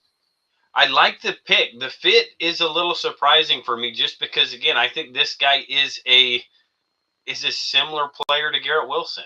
And again, when you start talking about putting those guys out there, again, offensively, schematically, again, you've got two similar players. That's apparently what they want. And again, they got a good one when they do it. But again, traditionally, you think you start pairing guys with slightly different skill sets. And again, for me, Omar is, again, he's a good player. He's a first round wide receiver. He's going to be a starter early on. He can do a lot of that stuff. Again, it's just going to be two guys in Garrett Wilson and Omar that you're probably going to feel fairly similar about, through the year. Both guys are going to want targets, and you're going to hear about it from both of them because they're wide receivers, right? Exactly, exactly. Um, so the Jets they add some more talent at wide receiver, not the guy that we were kind of anticipating. However, now that we're getting down to and dude, I can't believe how many trades are happening right now. There's yet another trade. Um, the Buffalo Bills are trading out of the first round again and stockpiling picks after picks. They are setting themselves up for one heck of a haul in day 2 and even early on day 3. Um, wow. They are just really racking up on these positions here, or these picks, I should say. But the Tennessee Titans trade up with the Bills. Titans now have the 31st pick, and this is interesting. Could this be, I want to say, D tackle, maybe? Maybe there's somebody as an edge rusher that they really kind of covet at this point. What do you make of this move up for the Titans? Yeah, no, I think you nailed it there. Again, they probably surprised some people and went Carnell Tate on the offensive side with Robert Solid there now. Mm-hmm. But again, Surprised me. you've got a front office and coming from that Kansas City background, the Green Bay background with Chad Brinker. Again, this is a player that they had valued probably in the 20s somewhere. That, hey, we're not going to get him day 2. Let's jump up there, and all the trades, it is really indicative of this draft, where a Mm. lot of the first round guys that got drafted probably weren't going to be first round grades. But again, you still have to take some players in the first round. Again, you're going to get some really good players on day 2, and you could really see teams kind of jockeying for those day 2 picks with all these trades. But again, wouldn't be surprised if we see a D lineman or edge here with the Titans. And I think you're right, my friend. They just put the pick in. It is the guy that you mentioned earlier, uh, Kedrick Falk. Keldrick Falk from Auburn. This is a guy that is just a massive defensive end who's going to hold up against the point of attack, can definitely play the run really well. And he's a high effort guy. I love the long limbs. You like what his capability is and what he can potentially be at the next level. He's going to continue to work on himself with better coaching, but Tennessee Titans get themselves a real deal player, Roderick. Yeah, there were people making the argument that this guy was the second best pure rusher behind David Bailey, and again, Okay. it's easy to see why. Again, the length. Again, he's in. You start talking about ideals, and some of the guys hit him. Some guys, Ruben Bain, don't hit him, but they overcome it with a bunch of other stuff. At 6'6", 276, you've got the length, you've got the size. You're going to be scheme versatile. You're going to be an edge rusher for Robert Saleh coming off the edge, where again you're comfortable probably kicking him down, getting some 3-tech matchups and some of your cheetah NASCAR package stuff. Again, this is a guy that Robert Saleh has to be ecstatic about getting here at 31 to fit his defense. He kind of makes that Titans roster over. The Seattle Seahawks are with the final pick in the first round, the Super Bowl champions, Seattle Seahawks. Over under. Is there going to be a trade here? No, they're going to sit and take it. Okay. That's just the way it's been going towards the end of this first round to where it's straight here before six straight traded picks here. A lot of picks being thrown around. So definitely interesting to see where this happens. So Seattle, they come into the draft. They lost a few good players. You think of Boye Mafe, the edge player, goes to Cincinnati. Yeah, they lost a few players. And now with the Seattle Seahawks having this pick, this is another team that I feel like does a phenomenal job. The front office is tremendous. They do a phenomenal job of evaluating talent, staying put, like you mentioned earlier in the draft, how good teams will be patient, they'll hold their position, and the draft just seems to fall to them with high talented players. For Seattle, what do you think they're going to be targeting with the last pick in the first round? If you would have told me the team most likely to trade out of this spot, it would have been Seattle. Again, only 4 picks in this draft. Yes. Only 4 picks. They got a first, a second, third, and then a 6th. So those scouts are going to be sitting bored on day 3, getting ready for the undrafted free agents. But again, you start thinking about some of the guys they lost. Are they going to reload? Again, find another interior, a guy with high upside. Are they going to go get a corner? Again, they could go back to the offensive line. Again, they're in a great spot here with a lot of really good options here. John Schneider, he's been there a long time. He's done it really well. Again, I could see this. Hey, who's the highest player on our board? I don't care what position he is. Let's go get him. Again, you're kind of sitting in a luxury spot here at 32 after winning the Super Bowl when the roster looking like it is. I could see again an Avion Terrell coming off the board here, and Emmanuel McNeil-Warren coming off the board here. Again, why not go grab a Cade McDonald, a Cassius Howell, some of these upside guys on the interior of the defensive line? This is a luxury pick, and hey, whoever's highest on our board, let's go get him. Yeah. Also, I mean, I know that their offense. Obviously, Clint Kubiak is not there anymore, but I gotta believe that the offense they're going to run is pretty similar, almost identical, and keep the same thing going on offensively. Do you think they're going to still use a 2 running back system? Is this a spot where maybe a running back they'll look to kind of to pick? Is it going to be like the counterpart to Jeremiah Love, where Jadarian jeez, I can't even talk now. Price, there we go. I got it, Rod. It took me a bit. It's getting late. Jadarius Price, is this going to be a spot for him, or they go a different route like you were mentioning, maybe D tackle? Yeah, I think this is still a little early for another running back. Again, I like Price. I like some of these. I like the Arkansas kid, is Mike Williams. But again, probably still a little bit early for him. Again, I think this is more of a an impact piece you're expected. They've got a few running backs on that roster. It's going to be by committee, by competition.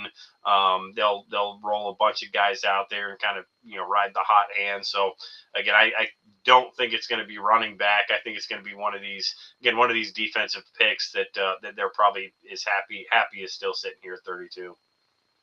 Excellent. We have the pick in. What a surprise, because this draft, I gotta tell you, this draft flew right by. It looks like we're 3 hours, and it is all said and done in the first round. Seattle Seahawks do go with the running back, actually. They go with none other than Jadarian Price from Notre Dame. So they must have heard their ears ringing and said, you know what, we should just make this pick the way Joe would intend it to. There's no other explanation. But nonetheless, I think he's a talented back. I think if there was I think it's a little too early for Jadarian Price, but I think if it was going to be any running back, it would be him. This fills in nicely for their two-back system, obviously. But Seattle, again, like you said, only having 4 picks. I wonder if they're going to be looking to, with their next pick, going to be looking to trade down a lot more often, maybe even like the Bills did, stockpiling even more picks for maybe late day 2 into day 3, because they're going to need them. So, for Jadarian Price, do you think this is kind of one of those picks where some people view it as a little bit too high for Price, or do you think this is kind of like a thing where like they did their homework, they know what they're getting, and they seem pretty comfortable with this?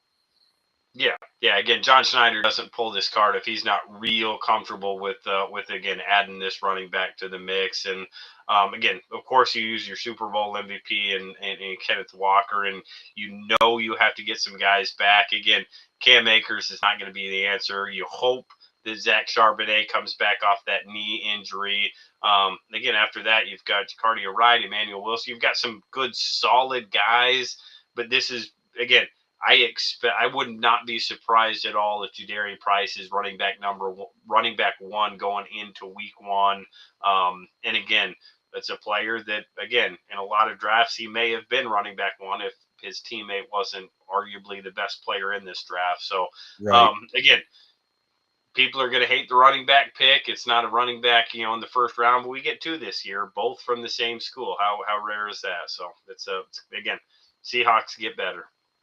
Yep. JJ, before you go, we're going to bring back in William. He wants to come in real quick before we depart. William Del Pilar will be joining back us yet again. William, where you been? We missed you this whole time. Oh, I can't hear you, buddy. There you go. I said, Joe said I asked to come in, Rodrik. He was begging me. He goes, we need some life. So seriously, I just wanted to rattle off some quick hit questions for you, Rodrik. I've been reading your work a lot lately, obviously the last few weeks. I like your takes. And I don't want to take you out of your comfort zone, but let's look past today's draft day. Let's take a look at Fernando Mendoza. How long before he's able to make an impact on that Raiders team? Rookie mini camp for the Raiders. Is it week 1 or week 2? After that, he'll be at OTAs. That is when he will make an impact. Again, Fernando Mendoza is going to be a guy. He's going to step in. I mean, for the goofy personality that we see, this is a locked-in leader that is going to, step in. And anybody that thinks Kirk Cousins, that's his job to, go take. This is Fernando's job. Again, he's going to step in. We're going to see a lot of good stuff for Mendoza early and often from this Raiders team. So you think he may start early on? Is that what I'm hearing, or you're just talking about leadership role here? No, he's starting week 1. Oh wow! I don't think we'll see Kirk Cousins take a meaningful snap this year. Wow. Okay. As a fan, because I'm no longer in the intricacies, I just assume it'd be some kind of transition, not to throw him into the fray. The Steve McNair approach, maybe not as long as Steve McNair or Patrick. I think. Well, let me ask you this from this perspective. Everybody says that the reason we have the Patrick Mahomes of today is because he sat a year behind Alex Smith. Then you look at Anthony Richards. You look at the poor kid in Minnesota who, I forget his name, out of Michigan. I mean, do you think maybe they should do more of a transition with let Cousins take the risk? I don't see Cousins as a leader or mentor. He's never struck me as that type of guy. I'm not saying he's a bad guy, doesn't care for other QBs. I've just never seen him in that role. What are your thoughts as a scout and having been in an actual NFL organization watching quarterbacks like that? Yeah, again, it's fun and easy to say, hey, we need to, let him sit, let him do all this stuff. Again, you want your best players to play. And again, with the the Patrick Mahomes today, we know, again, we forget what he looked like coming out of Texas Tech. There was a reason he slid to where he did, playing in that offense, how different that offense was from what he was going to experience in the NFL. Again, you're talking a completely different mental background, completely different maturity level. Again, there are certain guys that needed that time. Again, Aaron Rodgers sat for 3 years. He looked like a different quarterback the first time he stepped on the field for Green Bay than he did his last year at Cal. Again, Anthony Richardson has not taken those steps yet. J.J. McCarthy, again, he was ready to go from a maturity and leadership standpoint, but again, came from an offense where he was not asked to do a lot in the pass game, and again, has certainly shown up. But again, Fernando, again, going from I believe it was Cal, what he was asked to do in a really short time there in Indiana. He was asked to do a lot really quickly and really didn't bat an eye, really didn't blink. Again, he's going to be ready to go. He's going to give them the best chance to win, which is ultimately, I think, why he's the week 1 starter. Well, you know what his secret is? You give Cubans their espresso, and they're all over the place. They love their espressos. That's what I was told. I'm a Latino. They're like, you got to have the Cuban espresso. It's the best in the world. They love it. All right, real quick here, just 10 seconds. David Bailey, how many sacks this year? 11 and a half. We get to the half. You really are. Jeremiah Love, how big an impact? Take out the running backs. Let's say your top 32. Where do you see him? Obviously, it's hard to predict. I'm putting you on the spot. I know it's speculation. But where would you see him ranking at the end of the season? Top 10 type quarterback, et cetera, et cetera? Offensive Rookie of the Year, third total yardage amount for a running back. Oh, wow. Okay. Sonny Styles, do you think he's good enough to be Defensive Rookie of the Year? The way he's come out, it looks like he's come out ready to play. Yeah, Defensive Rookie of the Year. Again, gets Washington back to the playoffs. That's a top 10 defense. How long before we see Ty Simpson? 2 years, 3 years? I mean, because we know it's Stafford's year this year, right? 2 years. It'll be 2 years. I think Stafford will ride off into the sunset, and we'll see Ty Simpson. What is that now? 2028, week 1. Wow. Okay. So Dylan Thine, is it Thieneman? I apologize. Thieneman, yeah.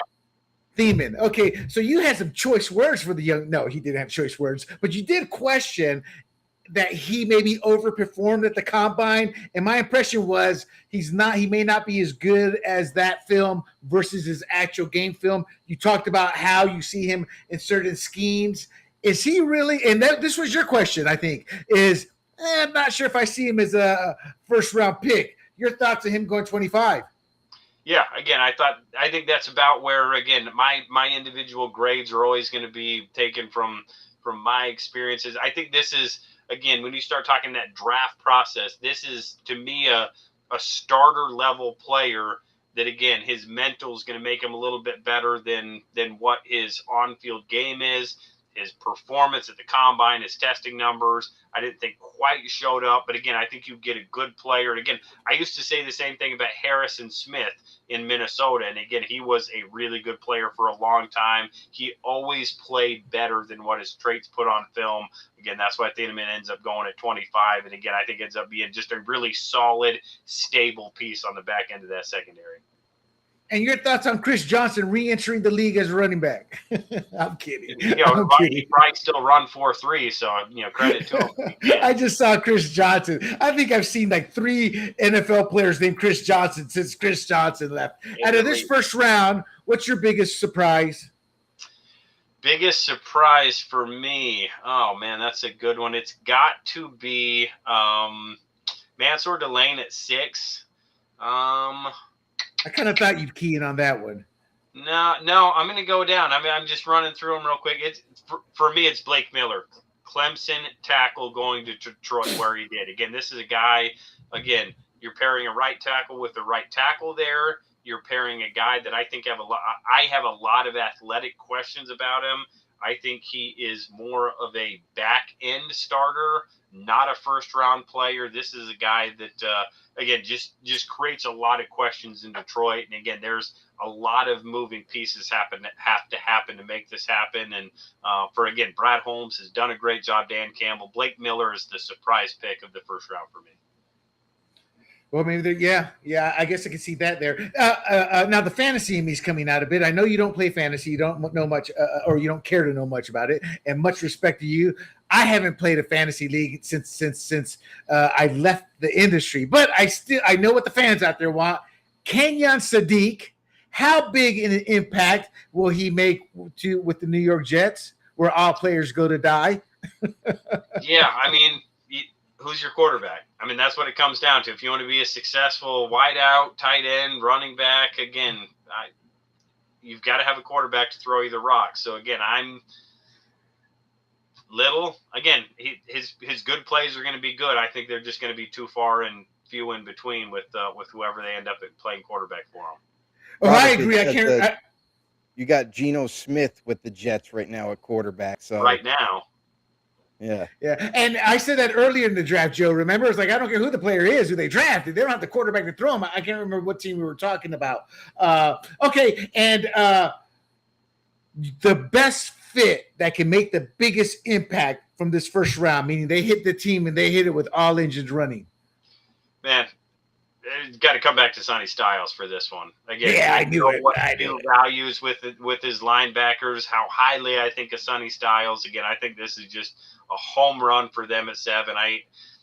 Adam Peters and Q and that whole scouting staff, Chuck Cook, Roger Terry, Cody Sager, they're going to sleep well tonight, coming out of the first round. Final question for you from me is Jordan Tyson. Big Joe there was talking about was injury prone in college and all. To me, a wide receiver with that type of track history, and again, I'm coming from the fans' perspective, so I may not be 100% accurate. But what do they see in a player like that to overlook all those injuries? I mean, it just to take a receiver at number 8. I mean, is he that good on that level, on that scale, that they hope that he can just outgrow the injuries? Yeah, again, the medical team, again, has to be fully behind this. And again, the medical for this player, again, it seemed to be a little bit of everything. Again, a catastrophic perhaps, again, but again, a plan to get him right. And again, to have him together, again, practice time is not going to be what it was in college. Again, the recovery is going to be much better in the NFL. His good plays are good now. Again, this is a wide receiver one that's, not a ton of these in the draft, going 8 overall.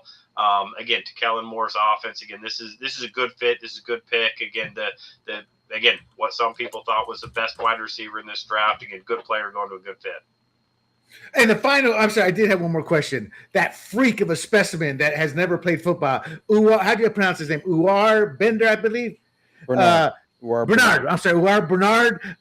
Because I read up on him because of you, and I'm like, oh my God! I saw the video. I was like, oh my God! Everything was like, oh my God! I was telling Joe there was maybe you remember his name, but there was there was a big Adonis, freakish-looking kid that the Jaguars drafted, I don't know, 15, 20 years ago as running back. Didn't make it, but he was built like a rock. Didn't make it as running back. He had quite a few years as a fullback, but he reminded me of that. This kid's analytics or data, you said, it's like they're there, but there's no film on him. So looking at you're the scout, you know what these teams' needs are. I'm putting the GM's hat on your head right now. Which team do you think should take a shot on him and win? Or do you think he goes undrafted? No, I think he gets drafted. I think he ends up kind of maybe 5th round. Again, maybe somebody gets excited at the end of the 4th round. Again, teams that I think he would find a great home. I think extremely highly of Mike Vrabel. If he went and got to be trained by Mike Vrabel in New England, I think that's an outstanding fit for him. grow, develop, fit into that defensive line there. Again, I think if Robert Saleh gets a long enough runway in Tennessee, he's a great one to learn from, develop, and grow. And then kind of the outside one would be Minnesota. Again, this is a guy that, again, if you just want to get after the quarterback and go and do some things for Brian Flores' defense, just get off the field and go get the quarterback. Again, a lot of freedom to play and do some things. Minnesota could be kind of a sleeper for me. And your experience is obviously scouting development. How long does it take I mean, every player is different. It's hard to answer, but a player like him, what would be your expectations like by year 3, this guy can be a force, by year 2, by year 4, or what's your thoughts on that when you see the film on him or the video from the combine? Yeah, I mean, I'm thinking hopefully I'm getting some snaps out of him in year 3. Again, if we can get him rotational, get him on the field, again, there's going to be a lot of time spent practice, film room, just learning the intricacies, the nuances of the game. And if we can get something out of him in year 3 and then actually start to have a role for him in year 4, again, that's where patient franchises, again, I fully expect Vrabel to be there. Again, the other two, it's hard telling in Minnesota where things go this year. Robert Saleh in Tennessee, again, ownership group has been quick to move on. Again, you're talking about a little less stable there. So stable franchise with a good history of development, Philadelphia, Baltimore, New England. Now I think those are ideal fits for him where, again, there's going to be a lot of stability around him.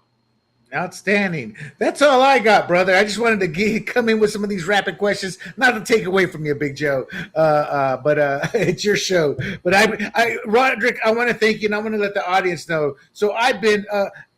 Can I ask you one more question? It has nothing to do with the draft. Okay, so I've been around. I had one of the very first fantasy sports companies, then we expanded to do NFL players. We were going to the Senior Bowl combine. We went to all of that. And what happened when the internet blew up was every Tom, Dick, and Harry was a NFL, draft guru all of a sudden. And for the audience, Rodrik is in the war room. He's out on the field. He went to the universities. What's your honest take on all of a sudden the internet has made every Tom, Dick, and Harry a draft guru? How do you handle that from personally as somebody who's gone through the trenches, done it, the real deal, when you have to deal with somebody else in the same room who's not done it? And how do you overcome that to get people to understand, hey, Right Step Advising, we're the real deal here. We're not just a bunch of schmoes watching film from the TV.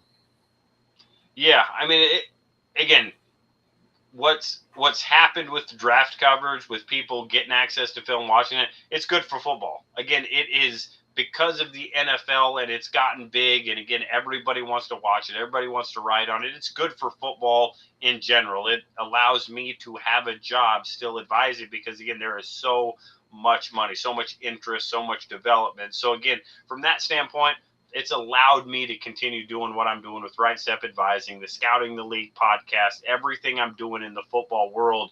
Now, again, there's people like Joe that I come on this show, talk with Joe because Joe gives his opinion and then lets me give mine. And the problem with so many out there is they want to give you their opinion and then tell you why you're wrong and then tell you why they're right. And again, tell you what that team should do. And they know better. And again, that is where it was the same as when I was a scout as it is now. I put them in a certain bucket.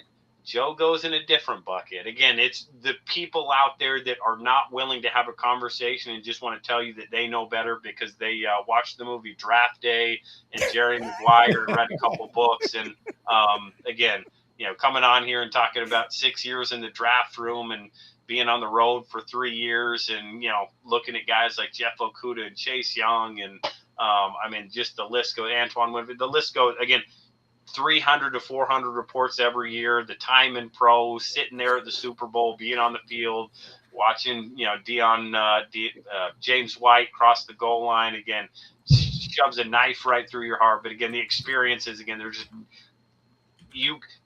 Joe can do everything he can to watch the film. You can't ever sit in a draft room and experience that. And that's always going to be something unique, something that I cherish, something that I value with everything I do. Where does Joe Bushbaum? I assume you're around when Joe was still alive. People in at least the older crowd consider Joe Bushbaum, who used to come out with the Pro Football Weekly, that digest one every year. Did you ever have the opportunity to meet him or know of him? Didn't know him. Didn't get to meet him. Again, I was. I always loved football. I never got into the draft really till I got a little bit older into college. So, but again, definitely know about the draft guides, and I've definitely picked up a few and read them over the years. And for the audience, Joe Bushbaum was this introverted, nerdy type guy, and he just, Pro Football Weekly at that era was the Bible. Every week, that's where you got your news outside of the three main networks on Sunday.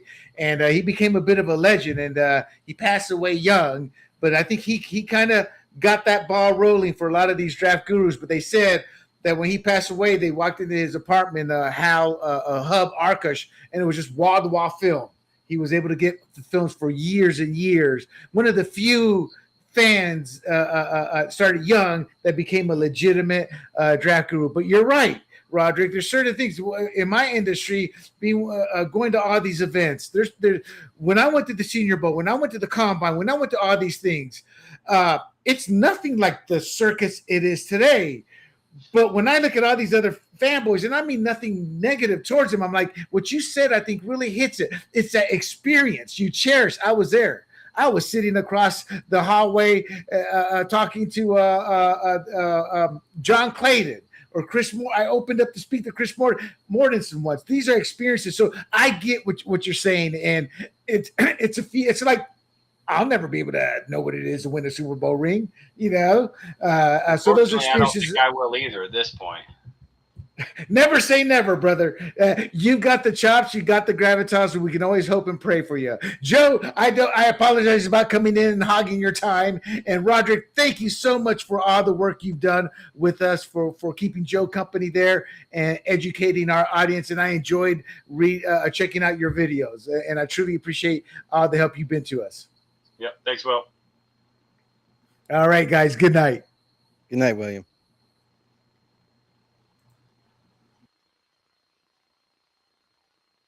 All right. And then there was two once again. Thank you, Rodrik. You've been a trooper. Really do appreciate you coming on with me, spending a lot of time in the first round, giving me your experience, your knowledge, and breaking down some of these prospects. It's a truly an honor for me. Having, like you mentioned, like you're a guy that's been there, done that as a scout.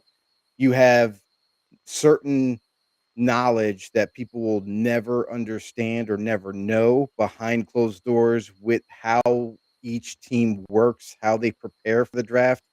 And furthermore, I can't wait to do it again. Have you back on the show.